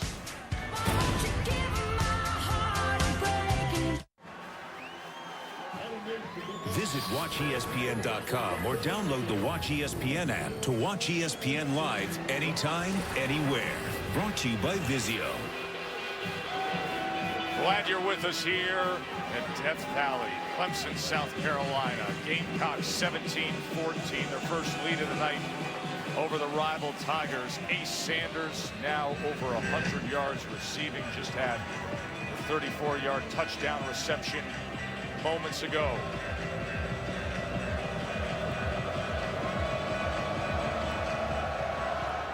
As Adam Yates kicks away, and it bounces into the end zone. Let's go back and show you what Thompson and Sanders hooked up with. Well, Ace Sanders is going to be up in the slot. And they're going to play a coverage on. If you're going to see, they're only rushing 3. They're dropping 8, so they're going to kind of man it on the top side. He gains leverage right there to the outside, the defenders, and then watch the power. He's not a big man, but he does have great balance and ability to burst, as you saw at the end. But if you don't wrap your hands up, Rashard Hall didn't, he'll make you miss. Andre Ellington just gets a yard there. Shannon? Yeah, Joe, in the locker room during halftime, Coach Spurrier, he looked directly at his wide receivers and he had this message. He said, make the play on the ball, make the big plays, extend those plays. And we talked about the quarterback just getting into his groove. Thompson, he came over here just a second ago and bumped knuckles with each and every one of his linemen. Boyd is taken down by the All-American Jadeveon Clowney and Devin Taylor, both getting after Tajh Boyd.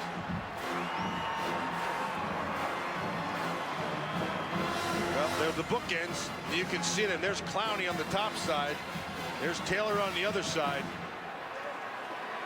Now this is pretty well blocked. You just got to get out of there. And Clowney just stays with it, does a nice job. Coverage took that away. He should turn around and thank his secondary.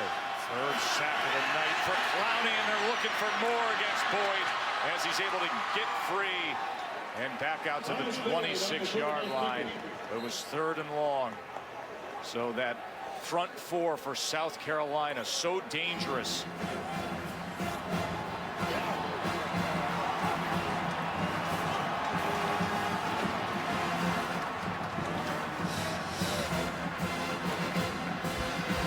Boyd finishing at the end.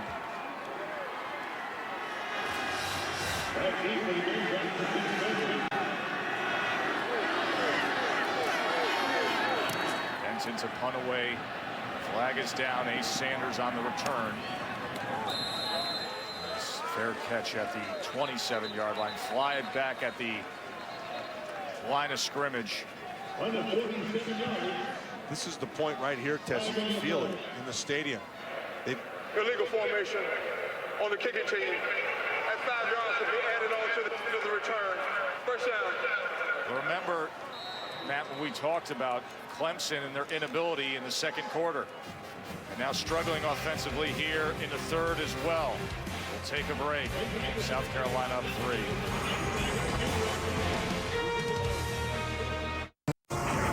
ESPN College Football Primetime, brought to you by Dr. Pepper. Dr. Pepper, always one of a kind.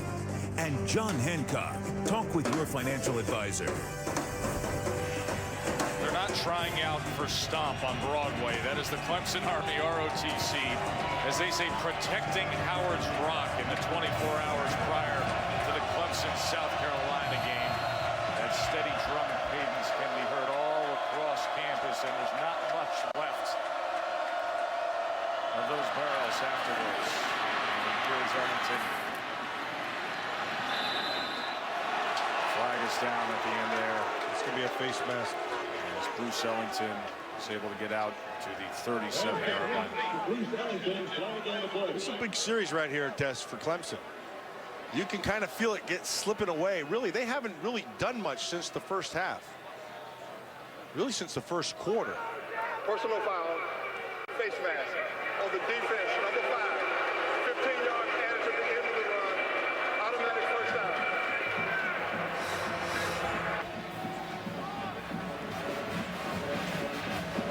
Yeah, he grabbed the back of his helmet.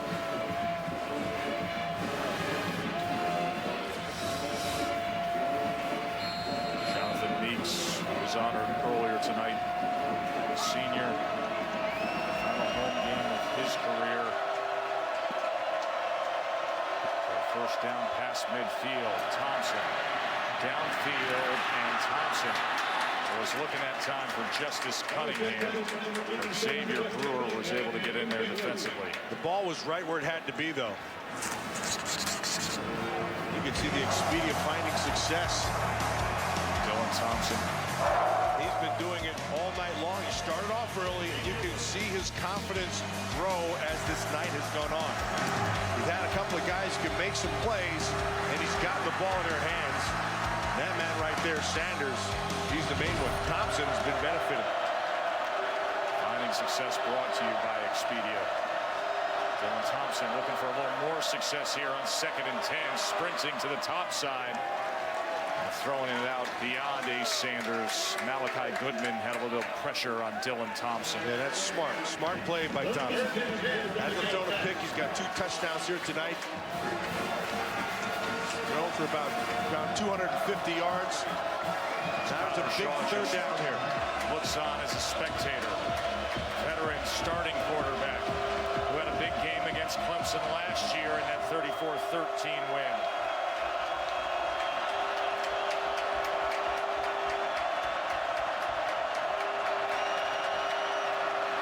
Swings it out of the backfield is Miles, and with a block in front, Miles all the way down to the 25-yard line, Matt. They brought a blitz. They slipped Miles out in the flat, and nobody picked him up. 24 yards later, it's a big first down. 3rd and 10 was a big opportunity for that Clemson defense. And instead of first down at the 25 for South Carolina.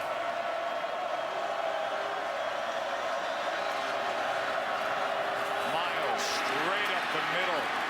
And a gain of about 8.5 yards taken down by Brewer. I like Miles. The more I watch him, the more I like him.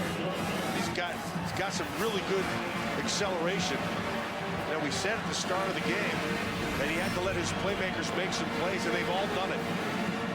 You see what Sanders has done here tonight, Ellington as well. He's just distributed the ball extremely well. First 100-yard receiving game in the career of Ace Sanders. 2nd and 2. Thompson over the middle, and this will be first down. Flag is down as he went to Justice Cunningham. Check on the flag back at the 22-yard line. It's going to be a hold against Carolina. Holding on the offense, number 53.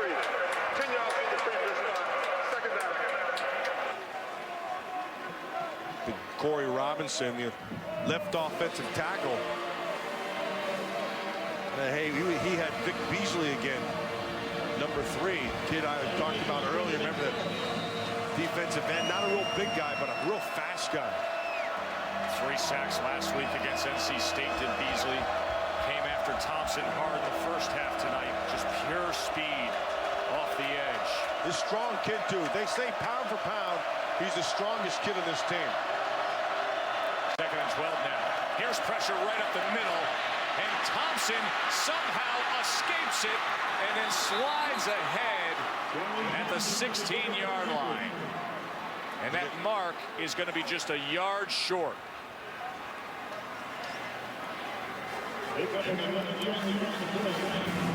It came with pressure, but it cleared in the middle. Thompson saw it right away, got on his horse, and will set up this 3rd down.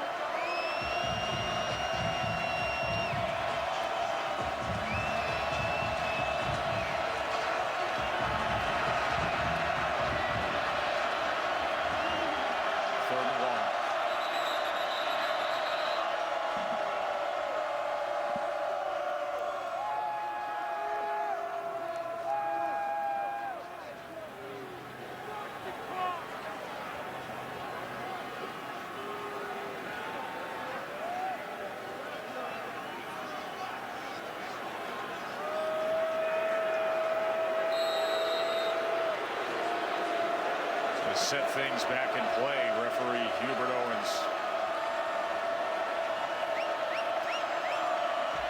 Bruce Ellington comes in. Kenny Miles will be in the backfield with Thompson on 3rd and 1.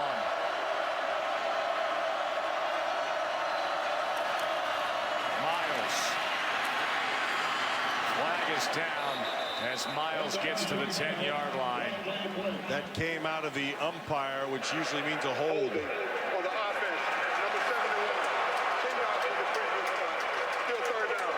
That time they got Art Shell's nephew, Brandon Shell. Nephew of the NFL Hall of Famer. Oh, I played with Art. Great player for a long time. Right here, number 71 right there. Grabbed the back of his jersey, and that's what they saw. Art Shell, Hall of Famer.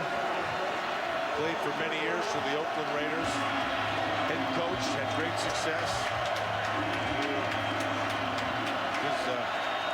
Nephew can live up to any of that.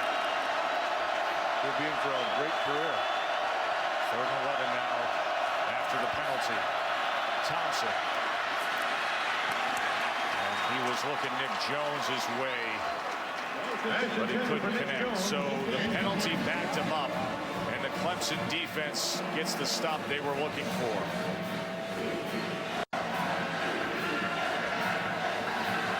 And Adam Yates will come on.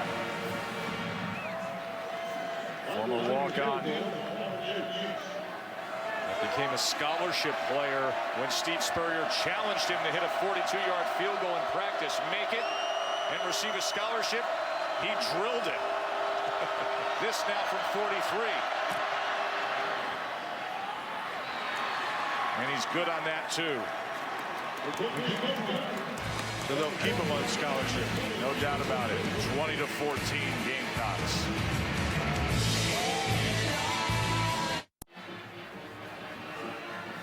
Game day is going to be in Atlanta next week. Alabama and Georgia playing for the SEC title, and if everything holds for them, the assumption a trip to the BCS title game. We'll see what happens with Notre Dame and USC and how that plays out. Of course, tomorrow night the BCS standings will be revealed. The BCS standings brought to you by Allstate as they stand right now. Florida State number 10 lost to Florida today.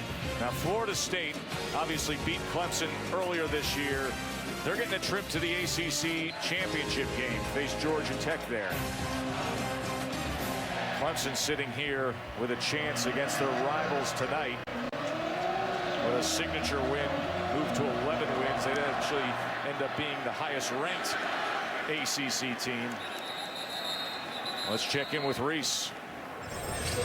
All right, Joe, give you a prime time pulse right now. Notre Dame on ABC. About a minute to go in the first half, holding on to a 13-10 lead. Irish have the ball, but they're deep in their own end. Texas A&M destroying Missouri on ESPN2. Johnny Manziel is playing. Hotty Toddy Gashamati. Rebels just about ready to go bowling if they can hold this 17-point lead on State. It's on ESPNU. And Reese Hugh Freeze has done a nice job with Ole Miss this year. Tajh Boyd's going to launch it downfield, and that ball on the fingertips of Brown is hauled in. Great effort by Jerron Brown. A heck of a catch by Jerron Brown, and I like the design of what they're doing. Now, they haven't really done anything since the first quarter, but Jerron Brown takes care of that with the first play right here in this series. They rolled out Tajh Boyd to buy some time, to alleviate a little bit of the pressure, and Brown makes it deliver.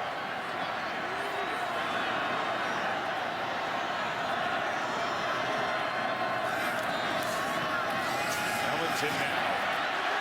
That was a good burst by Ellington to the 25. Shannon?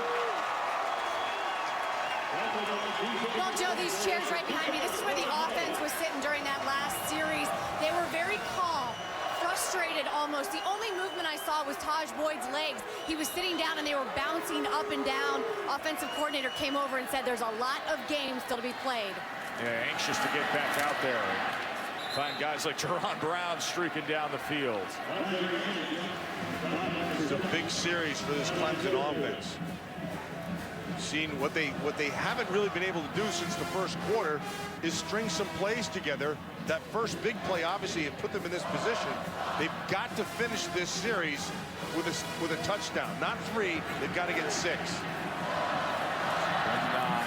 The lead option. They throws off of it, but he threw it to the outside of the intended target, Nuke Hopkins, which sets up this big third down.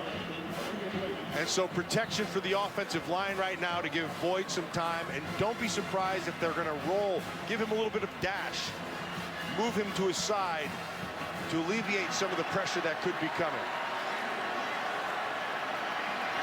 3rd and 9. Hopkins and Watkins. Such good targets in spots like this. Boyd. A little bit of pressure, he goes underneath, and it'll be short of that first down line as he was able to find Watkins. So a 4th down.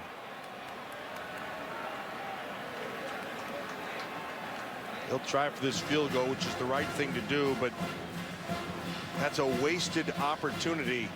They needed 6 points there. Because right now, South Carolina, they've hit their groove. Chandler Catanzaro. Perfect 10 for 10 inside of 40 this year. This from 37.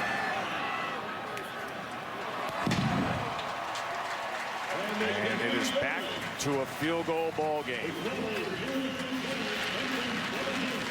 20-17. Clemson cuts into that second half lead. Most of our guys have never been to Death Valley. The original Death Valley is right here. I think in case anybody has any doubts, it's right here. That's right, there's 2 Death Valleys. Yeah, I forgot about that. Was LSU the first one or the second one? Who knows? They were first? Oh, okay. I can see where he might have a little confusion. You know, our guys have never been to USC. California's a long way. The incorrigible Steve Spurrier when it comes to stirring the pot in rivalries. And Dabo Swinney enjoying some of that back and forth. Playing off the USC, the other USC, going to half with Notre Dame in a competitive game, 16-10, as we are here in this great rivalry between these 2 schools. Victor Hampton on the return now for the Gamecocks. Let's check in with Reese. All right, Joe, time for SportsCenter right now, brought to you by Dove Men Plus Care. A record-setting day for Monte Ball of Wisconsin against Penn State. Scored his 79th touchdown. That's an FBS record. Badgers did lose in overtime. They'll go to the Big Ten championship game to take on Nebraska. SportsCenter, by the way, is currently on ESPN News. All right, Reese, here in Death Valley, 110th meeting between South Carolina and Clemson. It comes with both teams ranked in the top 15, number 12 against number 11. South Carolina's won 3 straight in this great rivalry. Clemson, their only loss to Florida State. Hope and earn in that large BCS bowl berth. Dylan Thompson has played well, unable to connect that time. Dylan Thompson has been one of the big stories of the night. We found out about an hour before kickoff that he would get the start because Connor Shaw, the veteran quarterback, was limited in practice this week dealing with a sprained left foot. You see what Tajh Boyd has done on the night, one of the Heisman contenders, but Thompson has outplayed him with 271 passing yards, a couple of touchdown strikes, as Shaw has just been an observer watching the sophomore quarterback lead the Gamecocks here in Death Valley, up by 3 on their rivals.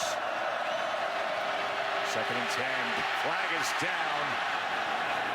As he was just able to get it away, the pressure came from Josh Watson. That was an outstanding play by Thompson. He muscled that thing to avoid the sack and threw it out. Regardless of the flag, that was a big-time play. Offside. Defense, number 3. Lined up in the neutral zone, 5 yards from the previous spot. Replay 2nd down. I want you to watch the wherewithal he has. Understands he's outside the pocket. Now he's got to just muscle it through. He knows he has to get it beyond the line of scrimmage, which he does. That's just a big, powerful kid, able to make that play right there. That's impressive. 2nd and 5.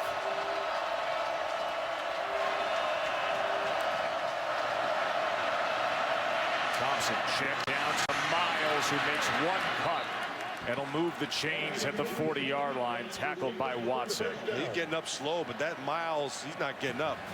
Holding his knee, that's not a good sign. That's a good football player. Catches the ball well.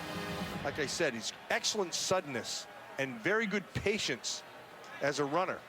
See him reaching for that left knee. Of course, South Carolina earlier this year, they lost Marcus Lattimore. Again, their stellar running back, Mike Davis, true freshman, is the only other running back that they list on the depth chart.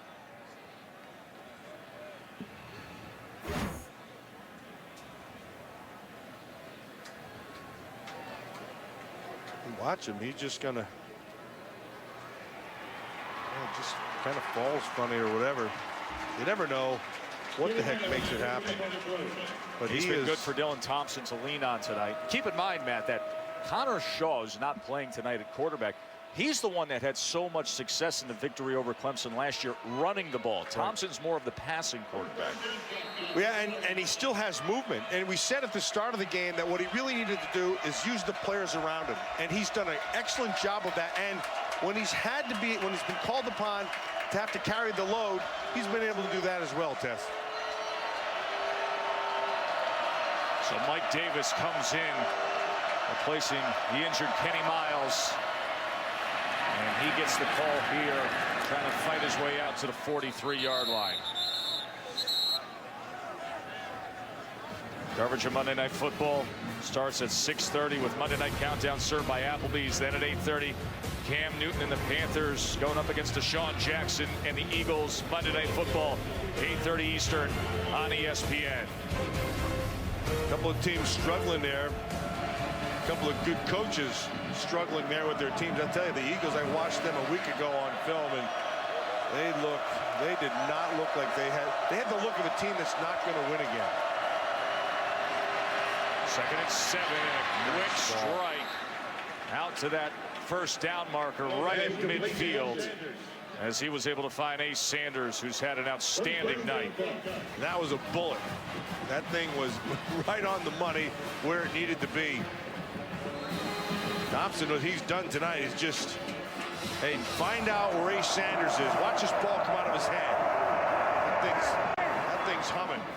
You put a little spin on that thing, and Sanders comes down with it. Big night here for Ace Sanders. Sanders, who scored with receiving touchdown, punt return touchdown, even threw a touchdown pass earlier this year. And Davis now Just able to get a yard that time.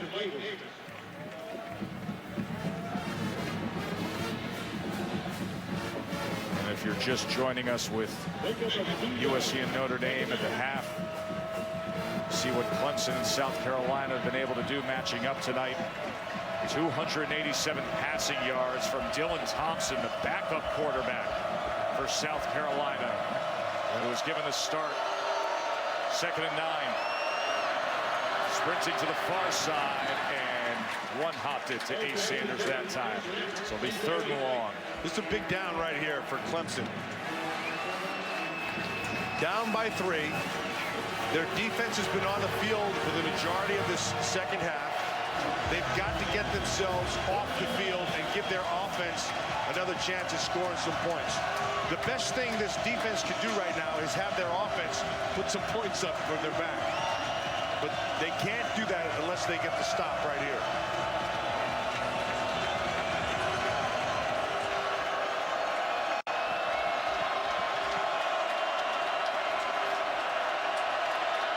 Ace Sanders is a guy in the slot.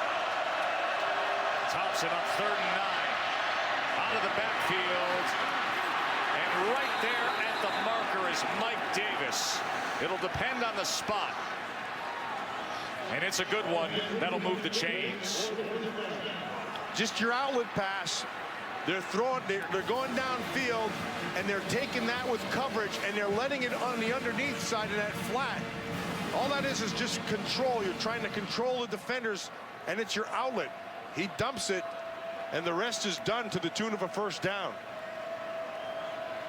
Dabo Swinney fired up as Mike Davis now in the game for Kenny Miles.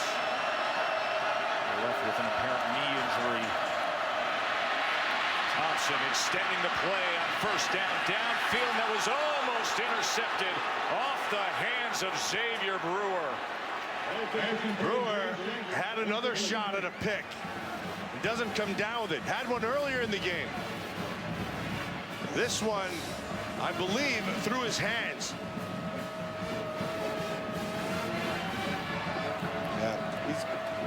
He's not going to like that when he sees that. He's got a great opportunity. Reaching at the high point. Couldn't quite pull it down. 2nd and 10.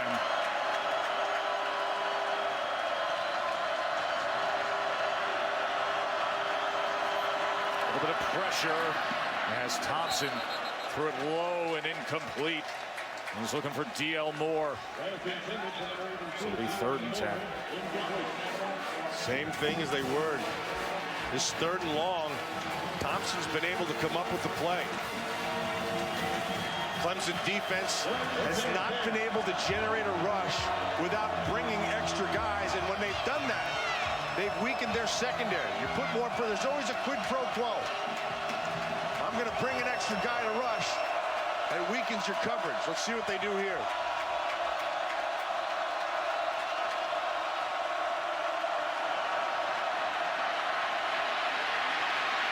They got to him. The front was able to get to him. Malachi Goodman tracking down Dylan Thompson. They showed him one thing, and then they dropped out. They showed 5, and then they dropped out. So they went with a 4-man rush and gave you coverage behind. Thompson wasn't able to find it. Let's see what they do here. Lost the ball just at the end of this play, but was able to quickly fall right on it. So they bring Brewer off the corner. Now they're going to go for it here on 4th down. Or maybe a quick kick. Or a pooch punt. 4th down and 11. They're going for it. And it's incomplete, and a flag comes in as Rory Anderson was covered by Rashard Hall, and a flag came in on 4th and 11. Brent Venables, the defensive coordinator, rolled the dice and came with a blitz. And it seemingly paid off until right at the end, Rashard Hall. Pass interference. Defense. Number 31. Is called. Rory Anderson across the middle. Watch Rashard. Oh boy, good defense in my book. Left hand on the left shoulder, right arm coming across, and Spurrier's reaction. Saved by the flag. First down at the 25. It's a tough call.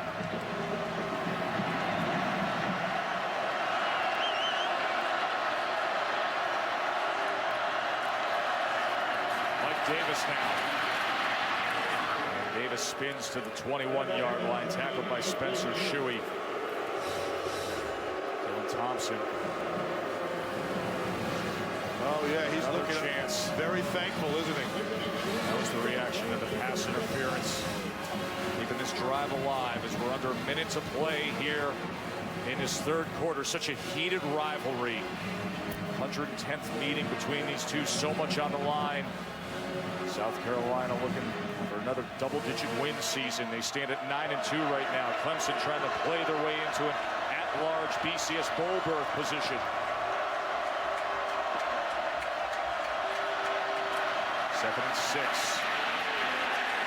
Nowhere to go that time at all for Mike Davis, as it was Xavier Brewer and Grady Jarrett pursuing there. It's a really good job. This quarter's coming down to an end, but Brewer read that thing fast, and he forced hard. Sets up this 3rd and long again, Tess.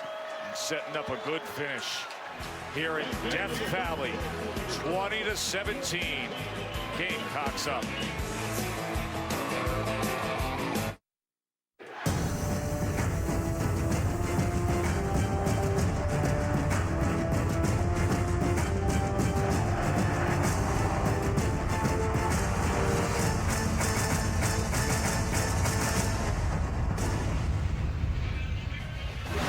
Steve Spurrier is trying to become the winningest coach in South Carolina football history. Glad you're with us here on this showdown Saturday night game in Death Valley between these two rivals. Joe Tessitore alongside Matt Millen, and Shannon Spake is down on the field. 20-17, South Carolina up on Clemson. Number 12 up a field goal on number 11. Heated rivalry, so much on the line. Great atmosphere under the lights here in Clemson, South Carolina. 3rd down and 9 the Gamecocks are facing here to open up this 4th quarter. Dylan Thompson, the backup, the starter tonight, has played well. Blitz right up the middle, and that is incomplete, and a flag comes in. He dialed up another blitz, and that looked like good coverage to me. Remember, it was a pass interference on a 4th and 11 that kept this drive alive.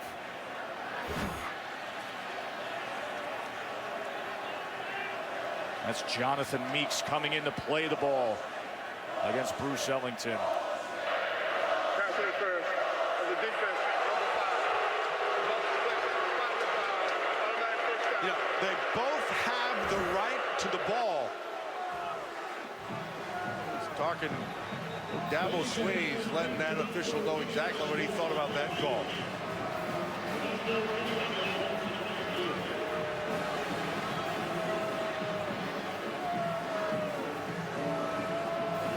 Cleaning up a little debris. As you can imagine, the crowd not pleased after that pass interference. Dabo Swinney shaking his head as Dylan Thompson will have his team lined up with a first down at the 15-yard line. Mike Davis now, and he slipped as he tried to cut. Let's go back to that call moments ago with Meeks trying to play that ball. Yeah, now watch, he's got a right to the ball. Now the defender is going to the ball, the offensive player going to the ball as well. That, to me, that's a bad call. If you only watch the last 2 seconds of that, you'd swear Meeks was the offensive player. Exactly right. And that Ellington was a defensive player. A golden opportunity for South Carolina now. 13-play drive. That continues. 2nd and 10. Thompson, pressure off the edge, and they find him. That was Xavier Brewer on a corner blitz. Remember at the start of the game, we said they don't really have a pass rusher. They need to generate one with scheme. That's Brent Venables, the defensive coordinator, generating a pass rush. Watch him right here. He's sneaking around.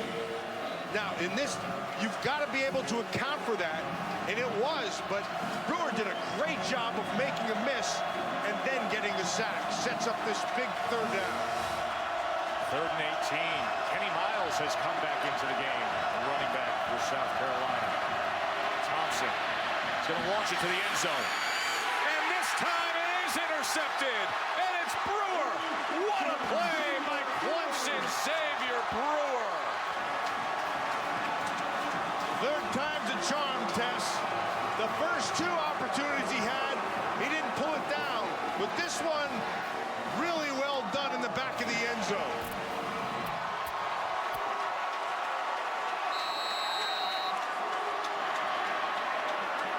Xavier Brewer, back-to-back big plays. Remember, he had the sack and then an amazing effort for the INT.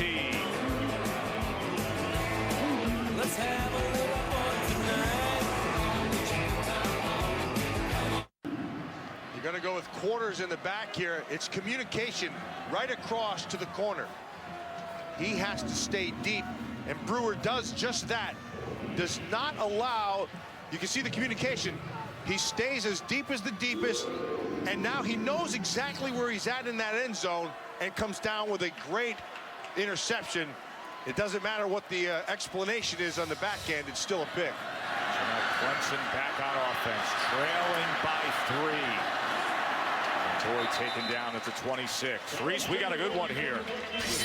That you do. We got a blowout on ESPN2, but it is the last chance to see Johnny Manziel. Old Scooby footballs thrown for more than 300 on the night. Just run for 66, but scampers in there. 52-16. He's still in the game, and why not? It's A&M's last game, last chance to pad up that Heisman resume. Andre Ellington, was he met? Oh, that's going to be a 15-yarder there. No doubt about it. DJ Swearinger, as if he couldn't help himself. He's going to learn a lesson on that one. But did he ever lay out Ellington? That was a great hit. Unsportsmanlike right conduct. Defense, number 36. 15 yards and Watch Swearinger come up and meet Ellington. That's just his shoulder.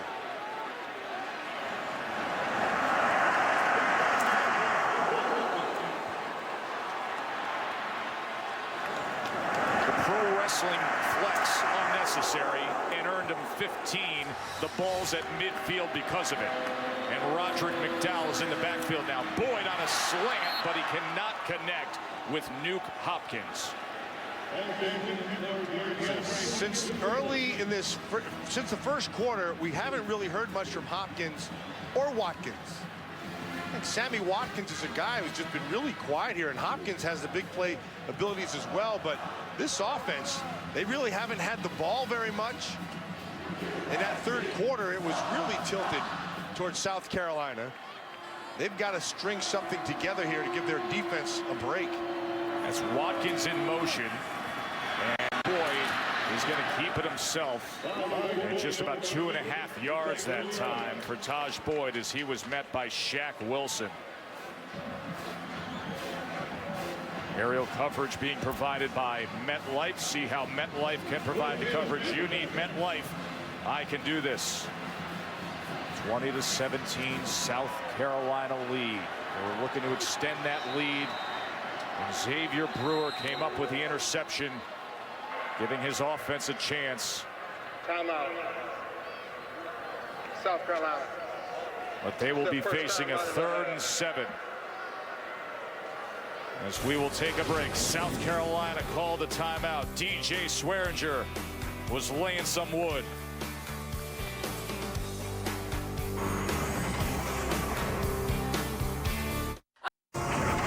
ESPN College Football Primetime is presented by Hampton Hotels. Feel the Hamptonality. And in part by the all-new Ford Fusion. Go further. High intensity between South Carolina and Clemson as we are in the fourth quarter. 12:04 remaining in the game. 20-17 South Carolina lead. Haven't had a 4-game win streak in this series since the 50s. That ball is intercepted. Bryson Williams with the pickoff on a 3rd and long. Flag comes in. Bryson Williams should go and thank Jadeveon Clowney, because Clowney's pressure forced that throw.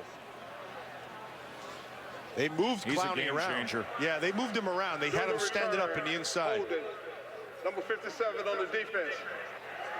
54 correction. 54 on the defense. 10-yard penalty from the spot of the foul. First down. So first down for South Carolina as they will mark that off on the return. It'll be at the 35-yard line, but these teams trading interceptions here. Yeah, here's Clowney right here. He's going to come up inside and get the pressure. And then this safety, this safety right here, he's going to come down right inside. And he's doing what they call robbing. And all his job is to come down and sit in the middle of that zone and read the quarterback's eyes. That's his only job. And because of the pressure, the read was easy, and he made the pick. Jadeveon Clowney came charging in on Tajh Boyd. May have got him up high after he threw that ball. Ooh, Mike Davis, a true freshman with a good run to the 40-yard line. Let's go back. I want to take a look at Clowney at the end of this play, Matt. Here comes Clowney up at the top. Oh, yeah, he did get helmet to helmet. Got away with one there, didn't he? Yes, he did. Well, he's a game changer with the pressure. He can get on opposing quarterbacks. 3 sacks tonight.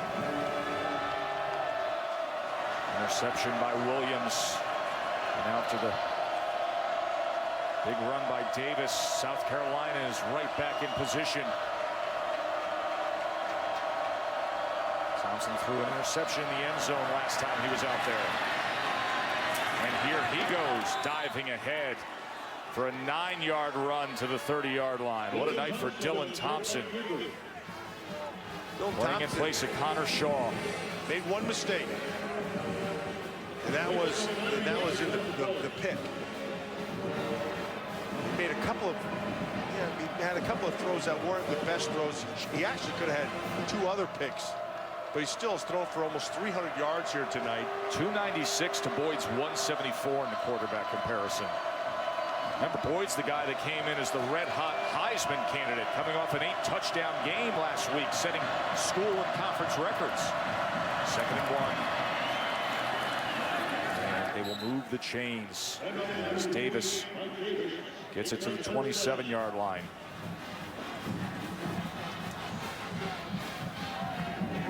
Mike Davis is a young man who's been getting plenty of playing time after Kenny Miles went out reaching for his knee.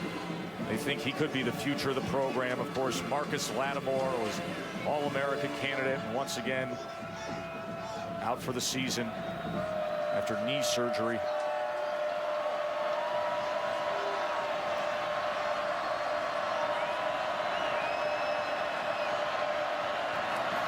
Thompson, wide receiver screen, Jones, and Nick Jones is forced out at the 22 by Gary Peters. You know what? There's a lot that goes into this game, the least of which, Tess, is the recruiting aspect of it. Because I believe, like a lot of places believe, you've got to win your state. And South Carolina, the last 4 seasons, has done just that. Marcus Lattimore, Clowney, they've gotten the Mr. Football, and they've done it 4 successive years, and a win in this game doesn't hurt. 2nd and 5. They keep it on the ground with Davis, and it'll make for a 3rd and 2. As the clock counts down in this game, 9.5 minutes to play. And that Clemson defense on the field for a bunch here in this second half. And right here is a big time. This is the time they have to make a play. somebody's got to find a way. Let's see if Brent Venables doesn't dial up another blitz. He's been rolling the dice a lot here tonight. He was very aggressive, was the Clemson defensive coordinator on that last possession. 3rd down and 3.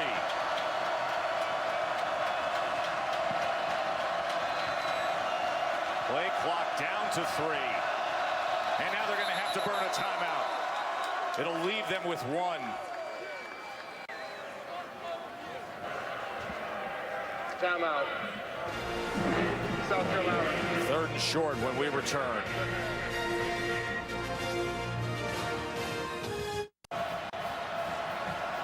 Joe, Matt, and Shannon here in Death Valley. Been a good one between number 11 Clemson and number 12 South Carolina. Traded interceptions here in this 4th quarter, and now Dylan Thompson facing a 3rd and 3.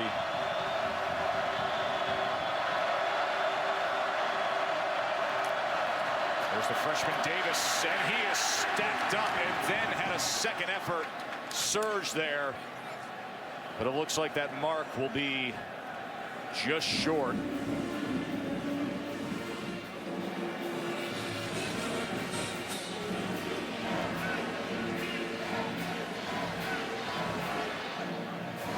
Officials are going to take time to get a measurement.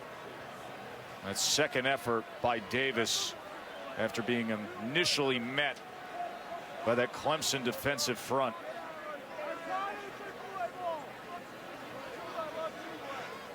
So it'll be 4th down. So let's see what the old ball coach wants to do here. See if he doesn't fake it and let Dylan Thompson take it for a run.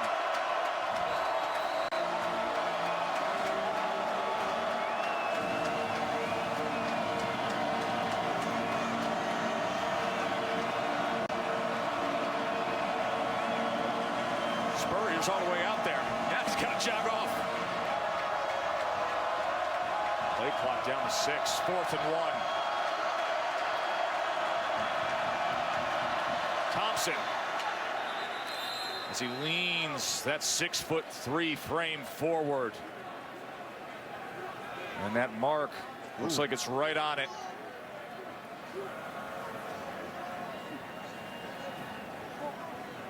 Thompson feels good about it. You can see that yellow line. That's unofficial. We'll bring out the chains again.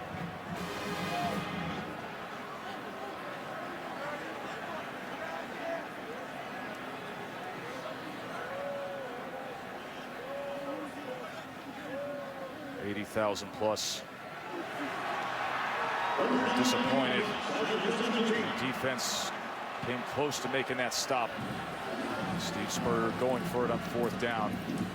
Now under 8.5 minutes to play. Trying to win 4 straight in this heated rivalry. Spurrier trying to become the all-time winningest coach in South Carolina football history. Now it's time for Ace Sanders. Ace Sanders and Mike Davis. Mike Davis has done a really nice job in this series. But Ace Sanders is the playmaker. They sent Brewer on a corner blitz. They throw to the opposite direction. And that time Nick Jones was met just inside the 15-yard line by Gary Peters and Travis Blanks. Hands folded, patiently waiting to see if their offense will have another chance. Dabo Swinney watching that clock tick down, trailing their rivals by 3. Where'd the flag?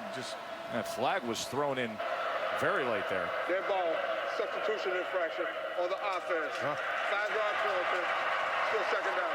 And that's why.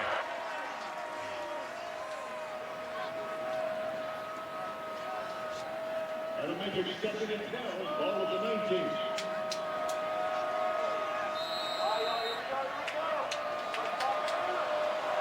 It's like a little confusion out there for this South Carolina team. Not a lot of good communication from the sideline.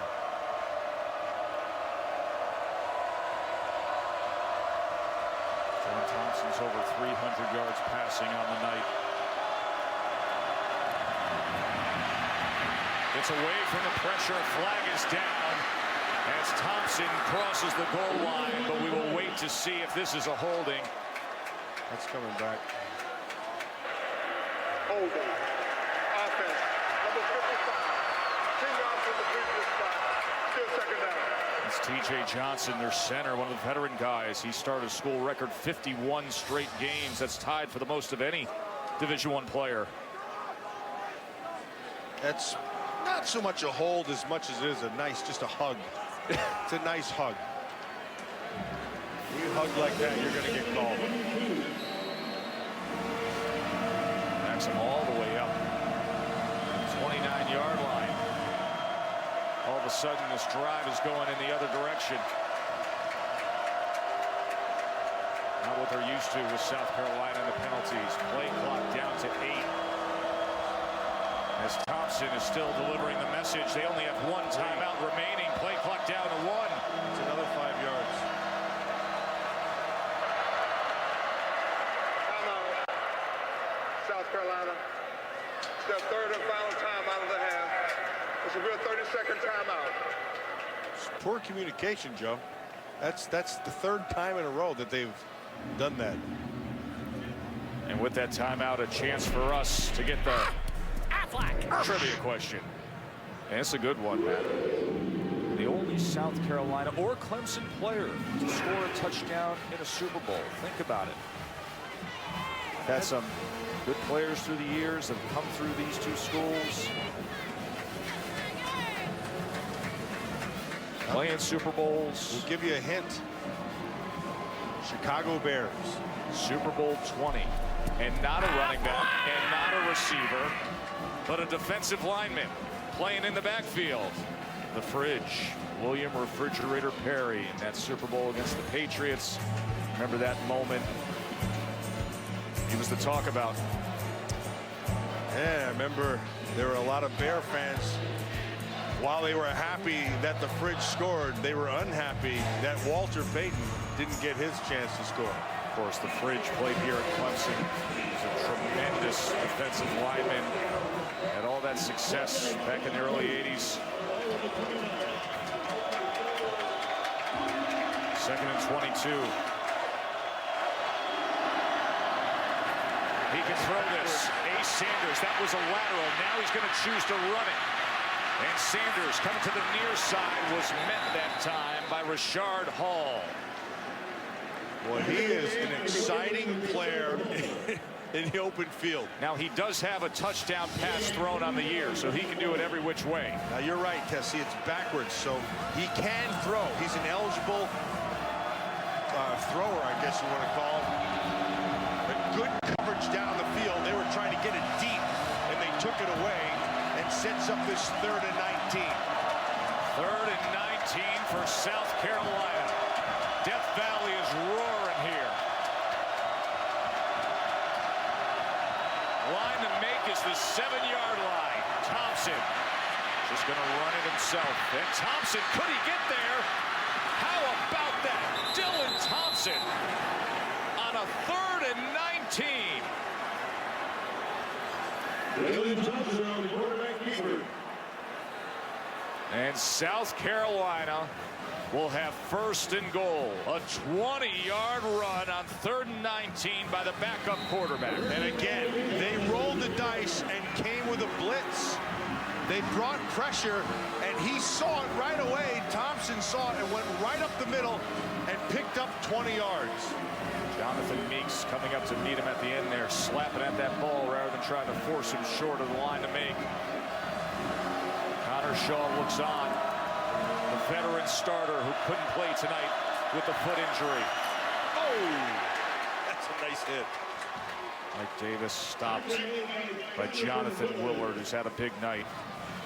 5.5 minutes to play, and it'll be 2nd and goal for the Gamecocks. Willard has played himself a fantastic game here tonight. I love his aggressiveness. He sees things and he does not hesitate. He comes downhill, and he's been doing it all night long. SportsCenter's coming up next after exciting one here at Clemson. 2nd and goal. Thompson looking, and now he's going to tuck it. And he only gets about a yard that time as Spencer Shuey was able to find him. That was good by Shuey. Shuey started running, started chasing him down and got cut, and then got back up and made the tackle. So it's no sin to get blocked. It is a sin to stay blocked. He did a great job of hustle right there. 3rd and goal.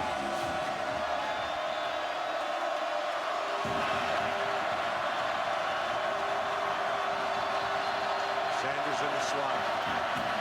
Thompson to the middle of the end zone, caught for a touchdown by Bruce Ellington.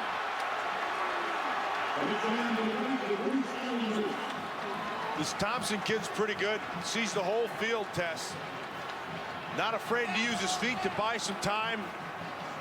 And once he sees the receiver, the ball is out quickly. Brent Venables, defensive coordinator. Well, he rolled the dice a few times in this 4th quarter.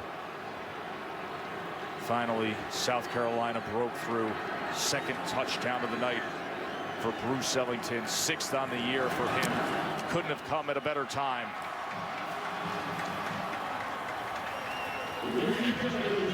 Steve Spurrier trying to close in on history. Looking for 4 straight in this rivalry.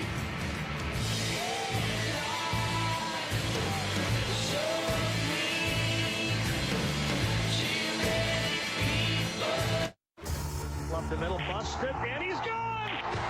My goodness! What a beautiful catch! Holy smoke! He's going to try to run for it. They found it at the 15. Statement! Home Depot College Football Awards live Thursday, December 6th, 7:30 Eastern on ESPN. 9 of college football's most prestigious awards will be handed out. Perhaps this guy will have one of them. Jadeveon Clowney, a Bednarik finalist for the best defensive player tonight. Boy, he's been the best of the best out there defensively. 3 sacks, 11 and a half now on the season. That's a school record for South Carolina. Records keep on flowing. If this ends up a win, they're looking for 4 straight against their rivals. First time they've done that since 1954.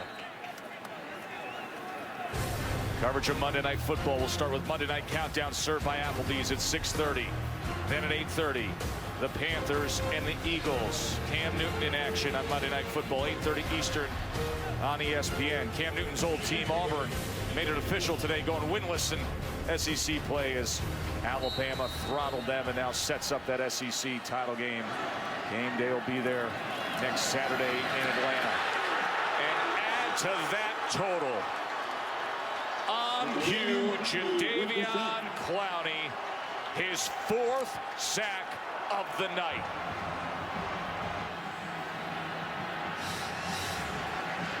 You can see him down here in the bottom of your screen. It's just a speed.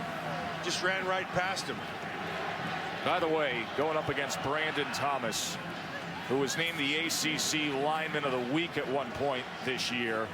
I mean, he just blew past him and went Superman on Tajh Boyd. 12 and a half sacks on the year. Boyd now just scrambling for a couple of yards. And keep in mind, Clowney has been dealing with injuries this year. Didn't play last week, being bothered by leg and foot injuries. Was limited in practice this week. But he is a top-tier talent.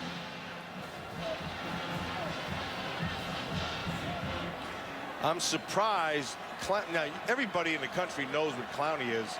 I'm surprised Clemson hasn't tried to chip him or keep a tight end into that side. They've done nothing.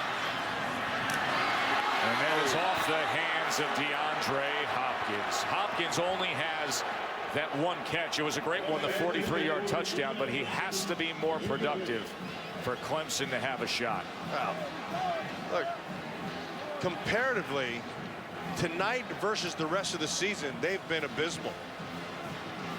you can look at the numbers speak for themselves, but Tajh Boyd's made a couple of throws, so that one in particular, that's a great throw. You got to make that catch.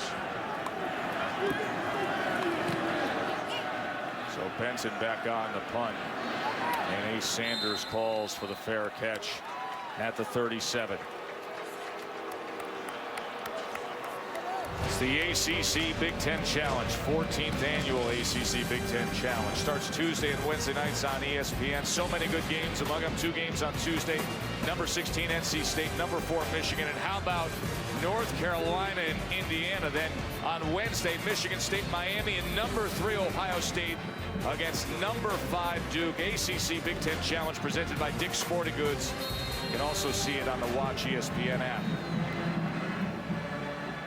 Duke is up on Louisville right now. Coach K get the Blue Devils going early this season. Tom Izzo should have been a football coach. Yeah, he loves the game. Huge fan. So a 10-point cushion now, under 3 minutes to play for South Carolina. Hand off to Mike Davis. Gain of 1 yard on the play. Timeout. Clemson. It's their first time out of the second half. So Took a Clemson 30-second timeout. will use a timeout. We just didn't see enough of Boyd's weapons tonight.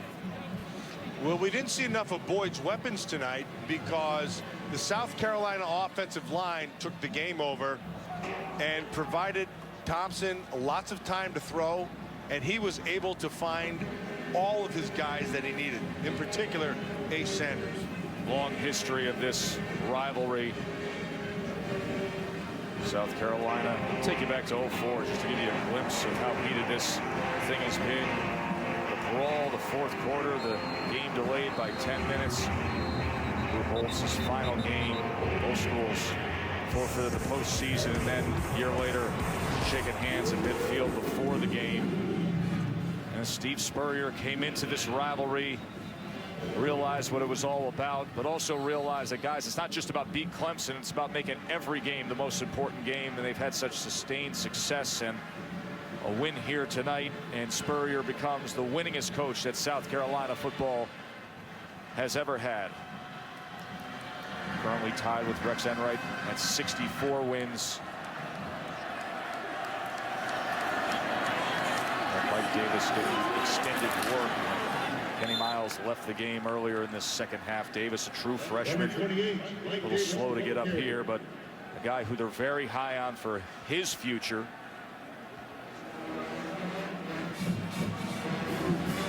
Of course, everybody wants to know the future of Marcus Lattimore. Had successful surgery on his knee. Dr. Jim Andrews from Birmingham performed that in early November. Everybody says he's on schedule to return to South Carolina and be productive again. Everybody's rooting for Marcus Lattimore. Last year, of course, tore an ACL against Mississippi State, had knee surgery. Was the SEC's leading rusher when he was injured a year ago. And Miles comes in now. Gets to midfield. Shannon? Yeah, Joe, I spoke with the South Carolina trainer about Marcus Lattimore. He told me, as you just mentioned, he is on schedule. He expects him to be back between 12 and 18 months. Right now, he's not putting any weight on that leg. Starting next week, he will be doing that, but he's going through 3 to 3.5 hours of therapy every single day and really working hard. I'm hearing his spirits are very, very high, and he is certainly at home watching this game. Liking what he sees, Shannon. Dabo Swinney is quite outspoken with heartfelt words after Lattimore was injured.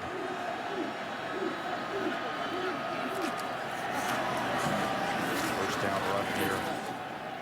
No gain. Swinney said that his prayers go out to Lattimore and his family. He's been heavy-hearted for him, a winner in every regard. He said hopefully we haven't seen the last of him, that he represents all the good things that college football should be about. And that was a comment that, of course, in this rivalry, and the way Spurrier has got a lot of attention, the way Spurrier responded to that quote from Dabo Swinney. But both these coaches coming in here tonight, shaking hands pregame and saying, hey, this isn't about us. And the way sometimes we go back and forth and make headlines, it's about the players and what they've done on the field this year. And the player who really stepped up tonight, Tess, Dylan Thompson.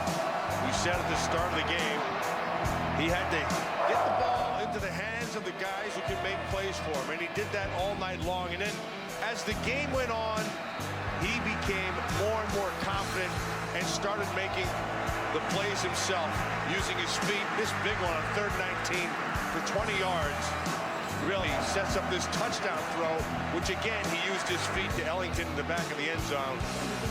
Dylan Thompson just had a phenomenal game here tonight. 310 yards, 3 touchdowns. It's a big time night. Both times when they've needed him this year, Connor Shaw's injuries, he has played exceptionally well. Started in week 2 against East Carolina, went for 330 and 3 touchdowns there too. Now Ellington, as the clock runs down here. Sports Center will be coming up after our game here. Clemson uses a timeout. Notre Dame and USC, of course, getting everybody's attention. They'll talk about the Heisman race. Many were putting Tajh Boyd on their ballot this past week after his performance against NC State, but falling flat tonight as Johnny Manziel continues his outstanding season. Sports Center will have all the coverage of what has been such an entertaining day, a showdown Saturday in college football. And what will these standings look like tomorrow night? We wait to see what happens with Notre Dame and USC. Alabama and Georgia will have their say down at Atlanta, and game day will be there for the SEC championship. The BCS standings brought to you by Allstate. A lot of good coaching jobs out there this year. Bill Snyder there at number 6, and David Shaw had himself a heck of a year. And I just want to say to Bill O'Brien, who got his 8th win today against a tough Wisconsin team, that he just had a phenomenal year. Congratulations on 8 wins, Tess. A lot of people didn't think they'd even win 1. He turned that program around fast. I know somebody standing next to me that actually predicted Penn State would win 8 this year. Not a lot of believers in that one. Outstanding coaching job by Bill O'Brien, and it's been an outstanding run of solid program building by Steve Spurrier. As Thompson starts celebrating and Clemson looks on. They came in so hungry for this one. And now it'll be South Carolina taking 4 straight in this series. 1951 through 1954, the only other time that South Carolina has done that. They haven't been in this game since way back when. They started in 1896, and they played every year since 1909. The left game, offense, 5 yards from the previous spot, still 4th down. Both these programs have good young players. Clemson with the young Tajh Boyd, Dylan Thompson as well. There's going to be a lot of wins in both these programs' futures.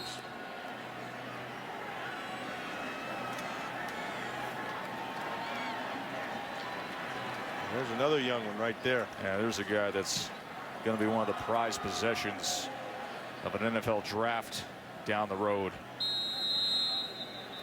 Flag here on this punt with 23 seconds remaining. Jadeveon Clowney is something special. Well, we talked about him at the start of the season. He's the guy now seemingly blocked there, doesn't give up on the play, sack number 1. Then they come with numbers, provides pressure from the outside. They came from the inside, another sack. He's been really tested. He was blocked, got off of blocks. They brought pressure from different spots. He was able to make plays. And when they needed him just to one-on-one beat a guy off the edge, he's been able to do that tonight. 4 sacks, real solid, outstanding game by Jadeveon Clowney. Just a sophomore, former #1 recruit in the country, and then the SEC Freshman of the Year, and now an All-American, and we discussed it possibly down there at the College Football Awards show. Wouldn't have been Eric as the best defensive player. We'll see who gets that, but 12.5 sacks on the season for Jadeveon Clowney. He's got room to improve. I mean, he'll. Scary thought, Matt. Yeah, he can get big. He can get stronger. He's only 265 or so. He get a little bigger, get some strength in his upper body. You know who also is playing a little bit of defense here? Steve Spurrier. When you see a coach, as Tajh Boyd brings it out towards midfield, when you see a coach like that turning towards the players, towards the sideline, he's trying to avoid a little Gatorade splash, because Steve Spurrier is about to become the winningest coach in South Carolina history. He's 65. He's got his back to the field, and he's more worried about his players. As Jadeveon Clowney finishes off his night, tracking down Tajh Boyd. That is 5 sacks. Sports Center's coming up next. Our final score, 27-17. And we have a good one over on ABC right now, Notre Dame and USC. But let's get you to Sports Center on a big night for Steve Spurrier.